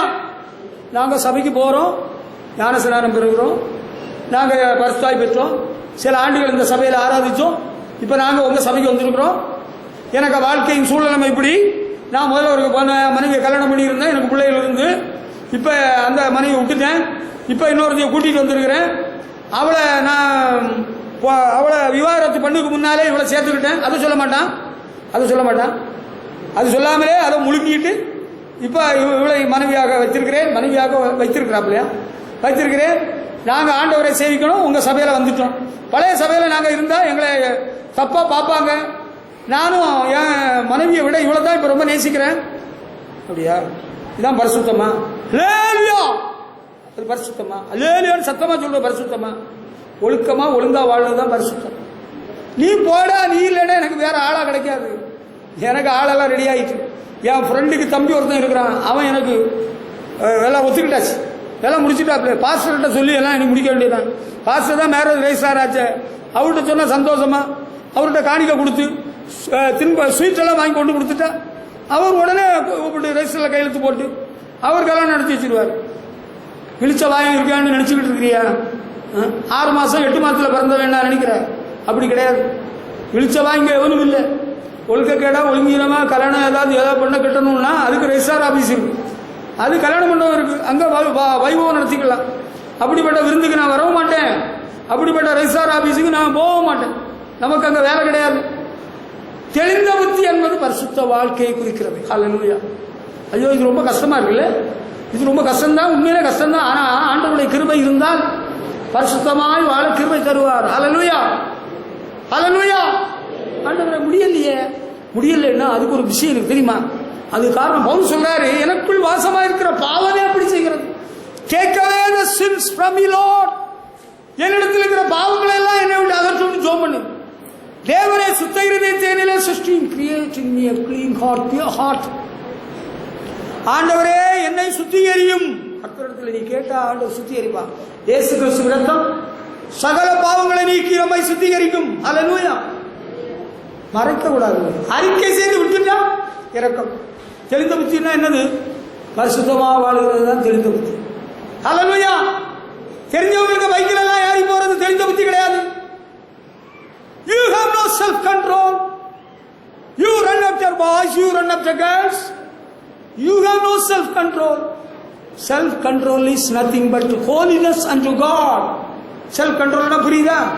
எனக்கு ரொம்ப தாகமா இருக்குது. இங்க ஒரு பையன் கல்லு வச்சிருக்கான், பாட்டில் சபைக்கு வந்தவங்க கல்லு வச்சிருக்காரு. அவன் முடிஞ்ச பிறகு குடிக்கிறாங்க. மரவள ஐயாக சபைக்கு போறவங்க எல்லாம் நிறைய பேர் கல்லு சாரா எல்லாம் வாங்கி புதர்ல வச்சுக்கிட்டு ஞாயிற்றுக்கிழமை சாமி தரிசனம் கண்டுகிட்டு திரும்பி வாரவழில தண்ணி போட்டுட்டு வீட்டுக்கு போய் சேருவாங்க. ஐயோ எனக்கு கொஞ்சம் குடுறா, டேய் எனக்கு குடிக்கணும்னு ஆசையா இருக்குது, தாடா நீ மட்டும் குடிச்சா போதுமா? செல்ஃப் கண்ட்ரோல்னா என்னன்னு புரிஞ்சுட்டா ஆண்டவரே, எனக்கு இன்னைக்கு ரொம்ப தெளிவா சொல்லுகிறீரப்பா. செல்ஃப் கண்ட்ரோல்னா என்னது? தெளிந்த புத்தினா செல்ஃப் கண்ட்ரோல். செல்ஃப் கண்ட்ரோல்னா என்னது? தெளிந்த புத்தி. ஊதுனது என்னது? செல்ஃப் கண்ட்ரோல் இல்ல. புகைக்கிறது செல்ஃப் கண்ட்ரோல் இல்ல. தண்ணி அடிக்கிறது செல்ஃப் கண்ட்ரோல் இல்ல. ஆமா. லஞ்சம் வாங்குறது கர்த்தருக்கு பரிசுத்தமா? திருட்டு பொருளை வாங்குறது பரிசுத்தமா? அது அரசாங்க பொருள் தானே, அது எவன் எடுக்கல? ஆரோக்கிய மதத்தை யாரும் எடுக்கல. புயல் வந்த வேளையில எல்லாருமே போய் எடுத்தாங்க. அங்க வடிகால் வாரியத்தில் இருந்த அந்த சிமெண்ட் ஸ்லாப்ஸ் எல்லாம் நம்ம கூட இருந்த விசுவாசி பக்கத்து வீட்டுக்காரங்களும் எடுத்து போட்டிருந்தாங்க. 10-15. அந்த அம்மாவும் செத்து போன அம்மாவளா உயிரோட இருக்கிற அம்மாவளா எனக்கு தெரியல. அதுபோல நாங்கள் எடுத்தது. அவன் பாவி பயலா இருக்கிறான்னா நீ பாவியாக வாழணும்னு அர்த்தமா? கிறிஸ்து உனக்காக மரித்தாரே. தெளிந்த புத்தினா என்னது? பரிசுத்தமா வாழுகிறது. ஹல்லேலூயா. கர்த்தருக்கு மகிமை செலுத்துவோம். தெளிந்த புத்தினா புரிஞ்சுட்டா? தெளிந்த புத்தினா என்னது? தெளிந்த புத்தினா என்னது? பவர் கிளாஸ் போட்டுட்டு நடக்கிறது தெளிந்த புத்தியா? அல்ல ஹை ஹீல்ஸ் போட்ட செருப்பத்து போட்டுட்டு காலை தூக்கிட்டு நடக்கிறதா தெளிந்த புத்தி? இப்படி குனிட்டு நடந்தது தெளிந்த புத்தியா? நீ இப்படி நடக்கிறத பார்த்தே உனக்கு தெளிந்த புத்தி இல்லைன்னு தெரியுது. ஒழுங்கா நடந்தா தெளிந்த புத்தி இருக்குன்னு தோன்றும். இல்ல அதுவும் தெரியல, ஏதோ குழப்பம்தான். குழப்பம் இன்னும் நீங்கள்லன்னு தான் நமக்கு தெரிய வந்திருக்கிறது. நேரே பாரு, நேரே பா. தெளிந்த புத்தின்னா எனக்கு பரிசுத்தம். பரிசுத்தம்னு சொல்லதான் தெளிந்த புத்தி. நம்ம ஆண்டவர் பரிசுத்தராய ஆண்டவர். சரிங்களா? ஆண்டவர் எப்படிப்பட்டவர்? பரிசுத்தர். ஹல்லேலூயா. நீங்க என்ன ஆஸ்பத்திரி போயிட்டு வந்திருக்கிறீங்க? அங்க என் தங்கச்சி உடம்பு சரியில்லை, அதுக்காக கூட்டிட்டு போனேன். உங்களுக்கு தங்கச்சி உண்டா? எனக்கு ஒரு தங்கச்சி 2 அக்கா. உனக்கு உண்மையிலே தங்கச்சி உண்டா? உனக்கு உண்மையிலே தங்கச்சி உண்டா? உண்டுன்னா நான் ஒத்துக்கிட்டேன். நான் எனக்கு ஒன்றும் இல்லை. தங்கச்சியை ஆஸ்பத்திரி கூட்டிட்டு போறது ஒரு அப்பாவோ அம்மாவோ கூட்டிட்டு போறான், அது தப்பு இல்லை. நீ என்ன ஆஸ்பத்திரி கூட்டிட்டு போன எனக்கு தெரியலையே. அது அவர்கள் சொல்லுகிறார்கள், வேற வித்தியாசமா சொல்லுகிறார்களே. தெளிந்த புத்தினா என்னன்னு இப்ப புரிஞ்சுக்கிட்டோமா? தெளிந்த புத்தினா சாப்பிடறதுக்கு முன்னால தண்ணி குடிச்சது அது இல்ல. சாப்பிட்ட பிறகு சோடா குடிக்கிறது அதுவும் அல்ல. தெளிந்த புத்தினா பரிசுத்தமாய் வாழ்தல். ஆமென். ஆமென் சொன்னா அப்படித்தான் அர்த்தம். ஆமென் தானா? தெளிந்த புத்தினா என்னது? பரிசுத்தமா வாழ்கிறது தான் தெளிந்த புத்தி என்று பவுல் தீமோத்தேயுக்கு எழுதின நிருபத்தில் 1 தீமோத்தேயுல சொல்லி இருக்கிறாரு. கர்த்தருக்கு ஸ்தோத்திரம். Love and holiness.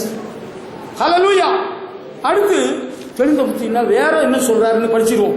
சீக்கிரம் படிச்சு முடிச்சிருவோம். தீத்துக்கு எழுதின நிருபம் 2ஆம் அதிகாரம் 4-5 வசனங்களை படிக்கிற வேளையில, பாலிய ஸ்திரீகள் தங்கள் புருஷனிடத்திலும் பிள்ளைகளிடத்திலும் அன்புள்ளவர்களாக தெளிந்த புத்தி உள்ளவர்களாக வீட்டில் தரித்திருக்கணும். வாலிய ஸ்திரீகள், யங் விமென், வாலிப ஸ்திரீகள் எப்படி?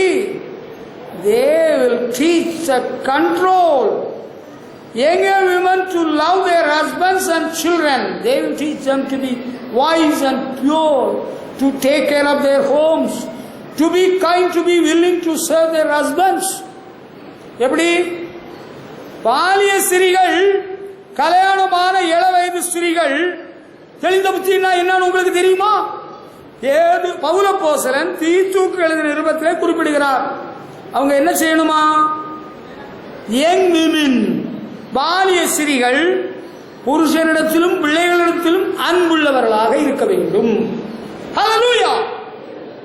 இங்கே இருக்கிற வாலிய சிறிகள் தெளிந்த புத்தியுள்ளவர்கள். இந்த வசனத்தின் அடிப்படையில் யார் யார் தெளிந்த புத்தியுள்ளவர்களாக இருக்கிறீர்களோ அவர்கள் மட்டும் அல்லேலூயா சொல்லலாம்.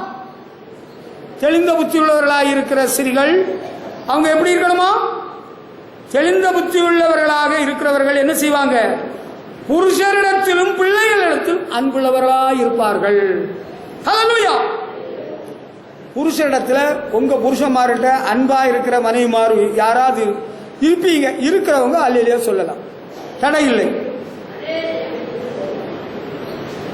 அல்லேலூயா சவுண்டா தான் சொல்லணும், கையை நல்லா உயர்த்தி சொல்லணும். உங்க புருஷன்மார் அங்க இருந்தா அவங்க பார்க்கட்டும், என் மனைவி உண்மையிலே அன்பா இருக்கிறான்னு அவங்க தெரிஞ்சுக்கிட்டுமே. அவங்களுக்கு உங்களை பற்றி இருக்கிற சந்தேகமும் குழப்பமும் நீங்கட்டுமே.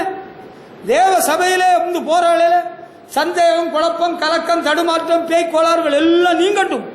ஹல்லேலூயா. ஆமா, சில ஸ்திரீகள் பிள்ளைகளிடத்தில் ரொம்ப அன்பா இருப்பாங்க. அது உலக பிரகாரமாக உலக மக்கள் செய்கிறது. பிள்ளைகள்கிட்ட ரொம்ப அன்பா இருப்பாங்க, பாசமா இருப்பாங்க. மகனே மகனே, மகளே மகளே, கண்ணே மணியே, கல்கண்டே. புருஷன்மார்கிட்ட அன்பா இருக்க மாட்டாங்க. அவங்களுக்கு ஒரு கோளாறு. அவங்கள்ட்ட எதுக்கு அன்பா இருக்கணும்? நான் பெத்த பிள்ளைகிட்ட தான் அன்பா இருப்பேன். அது தெளிந்த புத்தி கிடையாது. அதனாலதான் புருஷன் கெடுக்கெடுன்னு நிற்கிறது, கெடுக்கெடுக்கெடுன்னு நிற்கிறது.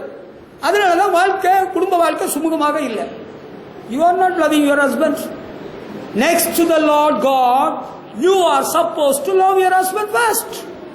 Hallelujah. No translation. மொழிபெயர்ப்பு சொல்ல மாட்டேன். சொன்னா சிலருக்கு குழப்பம் வந்துடும். உங்க பிள்ளைகளுக்கு அன்பா இருக்கணும்னு சொல்லல. இன்னொரு உபதேசம் இருக்கு, ஃபெல்லோஷிப் உபதேசம். ஃபெல்லோஷிப் உபதேசம் என்ன தெரியுமா? ஃபெல்லோஷிப் உபதேசம். It is a cheap business, cheap teaching. ஃபெல்லோஷிப்னா தெரியுமா? எங்கெல்லாம் இருக்குன்னு தெரியுமா? ஃபெல்லோஷிப்பை பற்றி அடி தலைக்கு கொடுக்குறேன், கவனிச்சிக்க. ஃபெல்லோஷிப் உபதேசம் என்னன்னா, மனைவி இடத்துல தான் ரொம்ப அன்பா இருக்கணும். எத்தனை பிள்ளைய பெற்றிருந்தாலும் புருஷனுக்கு கூட மோட்டார் சைக்கிளில் போகல, இடுப்புலையோ கழுத்திலேயோ கையை பிடிச்சிட்டு தான் போகணும். புருஷன்கிட்ட இருக்கிற அன்பினால எத்தனை பெற முடிஞ்சோ பெற்றுக்கா. அது இன்னொரு பக்கம், அன்பின் மிகுதியினால. ஆமா, புருஷனை விட்டு பிரியவே பிரிஞ்சிடாத. எங்க போனாலும் புருஷனுக்கு இடுப்பை பிடிச்சுக்கிட்டே நடந்துக்க. சில மனைவிமாரு புருஷன்மாரை பிடிச்சுக்கிட்டே நடக்கிறதுக்கு அவனோட பற்றி நம்பிக்கை கிடையாது. அவனோட பற்றி நம்பிக்கை இல்லாம தொத்திக்கிட்டு நடக்கிறாளோ அது வேற. இந்த தெளிந்த புத்தி உள்ள வாலிய சிறிகள் சொல்ற, வாலிப சிறிகள் பெண்கள் அல்ல, வாலிய சிறிகள், கல்யாணமான இளவயது சிறிகள் புருஷர்களிடத்திலும் பிள்ளைகளிடத்திலும் அன்புள்ளவராய் இருக்க வேண்டும். ஆமென், ஹல்லேலூயா. உங்களுக்கு புரிஞ்சிட்டு? இப்படி இல்லைன்னா நீங்க என்ன நினைக்கணும்னா, அவளுக்கு தெளிந்த புத்தி இல்லை, புருஷனை நேசிக்கணும்னு தெரியல. புருஷன் என்ன கேட்டாலும் கடகடன்னு ஐயோ நான் சொல்லிட்டா என்னட்டே கோவப்பட்டுருவாங்க இந்த ஆசாமிகள். அதனால நான் சொல்றதை நிறுத்தியாச்சு. வசனத்தை சொல்லியே தீருவேன், சொல்லித்தான் ஆகும். நீங்க உங்க பிள்ளைகளுக்கு அன்புள்ளவர்களா இருக்கணும், உங்க புருஷன்மார்கிட்டே அன்புள்ளவர்களா இருக்கணும். அதுதான் தெளிந்த புத்தி. ஆமென், ஆமென். அதுதான் இது. அடுத்து என்ன? 1 தீமோத்தேயு 2ஆம் அதிகாரம் 9ஆம் வசனத்தை 9-10 படிச்சு பார்ப்போம். அங்க பவுல் அப்போஸ்தலன் தீமோத்தேயுக்கு எழுதுற வேளையில 2:9-10 என்ன சொல்றாரு கொஞ்சம் படிச்சு பாருங்க. சிறிகள் மயிரை பின்னுதல், அது 14வது விலையேற பெற்ற வஸ்திரத்தினால் அலங்கரியாமல் தகுதியான வஸ்திரத்தினாலும் நாணத்தினாலும் தெளிந்த புத்தியினாலும் தேவத்தியுள்ளவர் என்று சொல்லிக் கொள்கிற சிறிகளுக்கு ஏற்றபடி நற்கிரியைகளினாலும் அலங்கரிக்கணுமா. That the women adorn themselves in modest apparel. Their clothes should be sensible and appropriate. எவ்வளவு அழகான வார்த்தை. ஆங்கில பைபிள், இங்கிலீஷ் பைபிள் இருக்கு பாருங்க. They should not draw attention to themselves with fancy hairstyles or gold jewelry or pearls or expensive clothes. அதுல என்ன சொல்லியிருக்குன்னா, சிறிகள் என்னது மயிரை பின்னுதல். மயிரை பின்னுதல்ல என்ன நடக்கும்னு சொன்னா, ஃபேன்சி ஹேர் ஸ்டைல்ஸ். நீங்க கொண்ட போடலாமா? போடலாம். ஃபேன்சி ஹேர் ஸ்டைல் ஒன்று இருக்கு, அட்ராக்ஷனை கொடுக்கிற ஹேர் ஸ்டைல். அதை கொஞ்சம் நிறுத்தணும். அதுதான் தெளிந்த புத்தி. அடுத்து மாடஸ்ட் அப்பேரல், ஸ்திரீகள் தகுதியான வஸ்திரம். ஒழுங்கீனமான tight fitting, there is something wrong with you, that's why you are always in tight fitting. உனக்கு தெளிந்த புத்தி இல்லை என்பது எனக்கு எப்படி தெரியும் என்றால், நீ எப்பொழுதும் டைட் ஃபிட்டிங்ல தான் நடப்ப. நீ தெளிந்த புத்தி உள்ள ஒரு ஆள் கிடையாது. தகப்பனே தாயே, உனக்கு தெளிந்த புத்தி இருந்தால் உன்னுடைய பிள்ளைகள் ஒழுக்கமான ஆடை அணிகிறார்களா என்று நீ பார்க்கணும். நீ பெற்றவள் தாய் என்கிற ஸ்தானத்தில் உள்ளவள், உன்னுடைய பிள்ளைகள் ஒழுக்கமான ட்ரெஸ் தான் போடுறாங்களான்னு பார்க்கணும். ஒருவேளை மனைவி தவறினால் புருஷன் கவனிக்கணும். என்னுடைய மகன் ஒழுக்கமான ட்ரெஸ் தான் போடுறாரா, என்னுடைய மகள் ஒழுக்கமான ட்ரெஸ்ல தான் நடக்கிறாளான்னு பார்த்துக்க. அதான் தெளிந்த புத்தி. அவன் எந்த ட்ரெஸ்ல போறா நமக்கு என்ன, அவ போனா வருவா. உனக்கு தெளிந்த புத்தி இருந்தா தகுதியான வஸ்திரம். ஹல்லேலூயா, தகுதியான வஸ்திரம், அது தெளிந்த புத்தி. அடுத்து இன்னொரு விஷயம் இருக்கு, எக்ஸ்பென்சிவ் க்ளோத்ஸ், ரொம்ப விலை கூடுன தகுதிக்கு மிஞ்சினதான ஆடை அலங்காரம் தெளிந்த புத்தி அல்ல. நீ நல்ல விலை கூடுன ட்ரெஸ் எல்லாம் போட்டு களங்கலப்பாய், அங்க கிளங்கலப்பாய் போட்ட உடனே நீ பெரிய கலெக்டருக்கு மவான்னு யாரும் நினைக்க மாட்டாங்க. நீ டெப்டி கலெக்டர் யாரும் நினைக்க போறதில்லை. பெரிய தோரணையில நடந்த உடனே விலை கூடின வஸ்திரம் எல்லாம் கொடுத்த உடனே பெரிய மரியாதை கிடைக்கும் நினைச்சிடாத. அது தெளிந்த புத்தி இல்லை. அது தப்பான கணக்கு வந்துடும். தம்பி, நீ யாருப்பா, உங்க அப்பா யாரு, உங்க வீடு எங்க, உங்க குடும்பம் என்னன்னு கேட்கறாள். ஒன்னு தப்பா நினைச்சிருவாங்க. இவனுக்கு தெளிந்த புத்தி இல்லை. இவன் தன்னுடைய தகுதிக்கு மேலாக, தன்னுடைய அந்தஸ்துக்கு மேலாக, வருமானத்துக்கு மேலாக உடுக்கிறான். உன்னை பற்றி அற்பமான ஒரு எண்ணம் மற்றவர்களுக்கு வந்துடும். நீ நேற்றைக்கு இன்னைக்கு என்ன நினைச்சிட்டு நடக்கிறேன்னா, விலை கூடின ட்ரெஸ் போட்ட உடனே நமக்கு பெரிய மரியாதை கௌரவம் வந்துடும். தெளிந்த புத்தின்னா தகுதியான வஸ்திரம், நமக்கு தகுதிக்கு அந்தஸ்துக்கு தக்கதான ஒரு வஸ்திரம். ஒரு அலுவலகத்தில் பணிபுரிகிற ஒரு மேனேஜர் ஆர் an official, ஒரு அதிகாரி or a teacher or a professor or a principal or a director, இல்ல உண்மையிலே rich people, they may wear costly dress. ஏழை எளிய மக்கள் ரொம்ப விலை கூடின ட்ரெஸ்ஸை கொடுத்த உடனே அது தெளிந்த புத்தின்னு யாரும் ஒத்துக்கிட மாட்டாங்க. அவங்க குடும்பம் ஏழ்மையான குடும்பம், அவங்க கஷ்டப்படுறாங்க, அவங்க ரொம்ப வருந்தி கஷ்டப்பட்டு தான் உழைச்சி முன்னேறாங்க. ஆனா இவங்க இந்த பொண்ணுக்கு ஒரு தெளிந்த புத்தி இல்லை. எவ்வளவு ரூபாய்க்கு ட்ரெஸ் பாரு.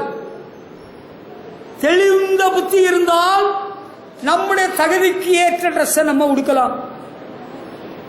உங்களுக்கு புரிகிறதா? புரிந்தால் அது தெளிந்த புத்தி, புரியாவிட்டால் அது கழிந்த புத்தி. யாருக்கெல்லாம் தெளிந்த புத்தி இருக்கு? கமான் கமான், தெளிந்த புத்தி ஆகிரு. தெளிந்த புத்தி இல்லைன்னா இது வந்துருவாங்க. தெளிந்த புத்தி எத்தனை பேருக்கு இருக்கு? நம்ம தகுதிக்கு ஏற்ற ஒரு வஸ்திரம். நான் ஒரு ஊழியக்காரர், கர்த்தருக்கு ஊழியம் செய்கிற ஒரு ஊழியக்காரன், நான் பொம்பளை படம் வச்ச ஒரு சட்டையை போட்டுட்டு இங்க வந்தேன்னா எனக்கு தெளிந்த புத்தி இல்லை என்று அர்த்தம். இவருக்கு ஏதோ கோளாறு பிடிச்சிட்டு.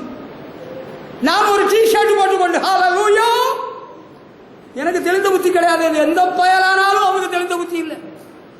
தகுதியான ஒரு வஸ்திரம் இருக்கு, ஊழியக்காரனுக்கு இருக்கு, உன்னுடைய குடும்ப சூழ்நிலைக்கு தக்கதாக இருக்குது. ஒரு அலுவலகத்தில் பணிபுரிகிறவர் 30,000 40,000 50,000 சம்பளம் வாங்குறாரு. அவர் நல்ல காஸ்ட்லி ட்ரெஸ் போடுறாரு, சட்டையை உள்ள விடுறாரு, பெல்ட்டை வெளியே கட்டுறாரு. அது தகுதியான வஸ்திரம் தான். There is nothing wrong in it. You are a poor man. நீ ஒரு ஏழை மனுஷன், நீ ஒரு ஏழ்மையான சூழ்நிலையில் உள்ளவன். எனக்கு பொறாமை இல்லை. நீ அதை பார்த்துக்கிட்டு சட்டையை தூக்கி உள்ள விட்டுட்ட, நீ ஒரு பெல்ட்டை கட்டிட்ட. What is this? Is it not something funny? உனக்கு வேடிக்கையா தெரியலையா? இதான் உனக்கு தெளிந்த புத்தி. ஊழியக்காரன் ஆயிட்டாரோ அவர் சட்டையெல்லாம் உள்ள விட்டுருவாராம். அப்படியா? பிறகு ஒரு பெல்ட்டை கட்டிடுவாராம். பிறகு கொஞ்ச நாளையில ஒரு கை கட்டிடுவாராம். அவர் மெடிக்கல் ரப்பு அவர் குப்பு போறாரு, மெடிக்கல் குப்பு போறாரு, டை கட்டி இருக்கிறாரு. பிறகு ஒரு கட்சு போட்டுட்டாரு. இது உனக்கு தெளிந்த புத்தி இருக்கா? Do you have sound mind? இதை நம்ம பிள்ளைகளுக்கு சொல்லிக் கொடுக்கணும். பெற்றோரை நீங்கள் தெளிவடையுங்கள். 2000 ரூபாய் உங்கள்கிட்ட கொடுத்தா நீங்க உங்க பிள்ளைகளுக்கு எத்தனை ட்ரெஸ் எடுப்பீங்கன்னு கேட்டா ஒரு ட்ரெஸ் எடுப்பீங்க. If you are a rich man, நீ பெரிய பணக்காரனா இருந்தால் ஐ டோன்ட் கண்டோம் இட். நான் அதை குற்றப்படுத்தல. You are very rich, you can go for it. You are a rich lady, நீங்க நல்ல பெரிய பணக்காரங்க. You are taking a sari for 1000 rupees. 1000 ரூபாய்க்கு ஒரு சேலை எடுக்கிறீங்களோ, 1500 எடுக்கிறீங்களோ, 2000 எடுக்கிறீங்க. It is not wrong. I say you are a poor woman. You are earning a livelihood by working hard daily. ஒவ்வொரு நாளும் கஷ்டப்பட்டு உழைச்சி நீங்க சாப்பிடணும். அவங்க 1500 ரூபாய்க்கு அலுவலகத்தில் பணிபுரிகிறவங்க சேலை கொடுத்தாங்களாம், உங்களுக்கு தூக்கம் வரலையா? உங்களுக்கு இன்னும் புலப்ப வந்துட்டு தான், புலம்பி தவிச்சிட்டீங்களா? எப்படியாவது அவங்கள போல அவங்கள தாண்டி ஒன்று கொடுத்தாதான் உனக்கு கிறுக்கு. You are mat, you are mental. If you are a sound person, sound minded person, நமக்கு எல்லை இவ்வளவுதான், நமக்கு லிமிட்ல நம்ம ட்ரெஸ் எடுத்துக்கிடுவோம். அதான் தெளிந்த புத்தி. புரியுதா? ஆண்டவரே, இதுதான் அப்பா கடின உபதேசம். அப்பா இது கடின உபதேசம் இல்லை, இதுதான் நல்ல உபதேசம், சத்திய உபதேசம். இதெல்லாம் இன்னைக்கு சபைகளுக்கு போதிக்கிறது இல்லை. ஊழியக்காரனே உருப்படாம போக்குறான் சபைகள் மக்களை. நீங்க உருவாக வேண்டும், தேர வேண்டும், தெளிந்த புத்தி உள்ளவர்களாக வாழுங்கள். பவுல் அப்போஸ்தலன் தீமோத்தேயுக்கு சொல்லி கொடுத்திருக்கிற ஹல்லேலூயா. தீத்துவுக்கு எழுதின நிருபம் 2ஆம் அதிகாரம் 2ஆம் வசனத்துல teach the older men to have self control. 2ஆம் அதிகாரம் 2ஆம் வசனத்துல முதிர் வயதுள்ள புருஷர்கள் என்ன செய்யணுமா? அவங்க தெளிந்த புத்தி உள்ளவர்களாக இருக்கணும், நல்லொழுக்கம் உள்ளவர்களாக இருக்கணும். முதிர் வயது உள்ளவர்கள், வயசு ஆச்சுல்ல, நல்லொழுக்கம் உள்ளவர்களாக இருக்க வேண்டும். Self control. Older men to have self control. உங்களுக்கு வயசு என்னாச்சு? உங்களுக்கு வயசு எத்தனாச்சு? ரொம்ப வயசாச்சு இல்லையா? இப்போ ரோட்ல ஒழுங்கா போறீங்களா? ஒழுங்கா போறீங்களா? ஒழுங்கா பாக்குறீங்களா? ஒழுங்கா பழகுறீங்களா? You older men, do you have self control? பணம் வந்துட்டுன்னா பணத்தை எடுத்துட்டு போய் தண்ணி அடிச்சிடுறது, காசு வந்துட்டுன்னா சிகரெட் அடிச்சிடுறது. அங்க வண்டியில போறவள ரோட்ல எவ்வளவு போறாளா? சார் இன்னைக்கு வண்டி தடம் புரண்டு பள்ளத்துல இறங்கிட்டு ரோட்டை விட்டு கீழே இறங்கிட்டு. எப்படி நீங்க பைக்ல போறவங்கள தூங்கிட்டீங்களோ? இல்ல, நான் இப்படி பறக்க பார்த்தேன். பறக்க என்ன பார்த்தீங்க? பறவை பார்த்தீங்களா? குருவிய பார்த்தீங்களா? இல்ல இல்ல, அங்க வேற ஒரு ஆள் தப்பா ஒரு ஆளை பார்த்தீங்க. அங்க பார்த்துட்டே போய் வண்டியை பள்ளத்துல இறக்கிட்டு, பள்ளத்துல வண்டி இறக்கிட்டா இறங்கும். You older men, you must have self control. அதுதான் தெளிந்த புத்தி. ஹல்லேலூயா. வயசானா தெளிந்த புத்தி வந்துருங்க. வயசானாலும் தெளிந்த புத்தி நிறைய பேருக்கு இருக்காது. ஜாக்கிரதை. நீங்க வயசானவங்க எல்லாரும் தெளிந்த புத்தியோட தான் இருக்கிறாங்க நினைச்சு தப்பா புரிஞ்சு தவறா போயிடாதுங்க. கொஞ்சம் உஷார். உங்களுக்கு சொல்லித்தர வேண்டிய பாடம் முடிந்து விட்டது. அன்பானவர்களே, தெளிந்த புத்தின்னா என்னன்னு புரியுதா? வயசானாலும் நல்லொழுக்கம் உள்ளவர்களாக வாழ வேண்டும். அதுதான் தெளிந்த புத்தி. ஹல்லேலூயா. அதைத்தான் இங்க சொல்லி இருக்கிறது. கர்த்தருக்கே ஸ்தோத்திரம். ஹல்லேலூயா, ஹல்லேலூயா. அடுத்து தெளிந்த புத்தினா என்ன? 1 கொரிந்தியர் 15ஆம் அதிகாரம் 33-34 வசனங்களை படிச்சீங்கன்னா அங்க தெளிந்த புத்தி சொல்றாரே. அது என்னது? ஆகாத சம்பாஷணைகளா? ஆண்டவரே, மோசம் போகாதிருங்கள். Do not be deceived. ஆகாத சம்பாஷணைகள் என்று தமிழ் பைபிள் சொல்லுது. இங்கிலீஷ் பைபிள்ல bad friends correct your good habits. ஹல்லேலூயா. அதாவது மோசம் போகாதுங்க, வீணா போயிடாதுங்க. ஆகாத சம்பாஷணைகளும் உண்மைதான். தமிழ் பைபிள் எழுதியிருக்கிறதும் உண்மைதான். இங்கிலீஷ் பைபிள்ல பேட் ஃப்ரெண்ட்ஸ், கெட்ட நண்பர்கள் நமக்கு இருக்கக்கூடாது. கெட்ட நண்பர்கள் உனக்கு இருக்குன்னா தெளிந்த புத்தி உனக்கு இல்லைன்னு அர்த்தம்.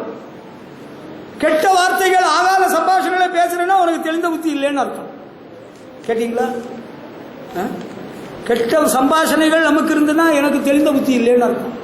சில ஆட்கள் கெட்ட வார்த்தை பேசுவாங்க. எப்ப தெரியுமா? தண்ணி அடிச்ச பிறகு. அதுபோல தெளிந்த புத்தி இருந்தா இந்த கெட்ட வார்த்தை எல்லாம் வராது. தெளிந்த புத்தி இருக்கா? கெட்ட வார்த்தை வரக்கூடாது.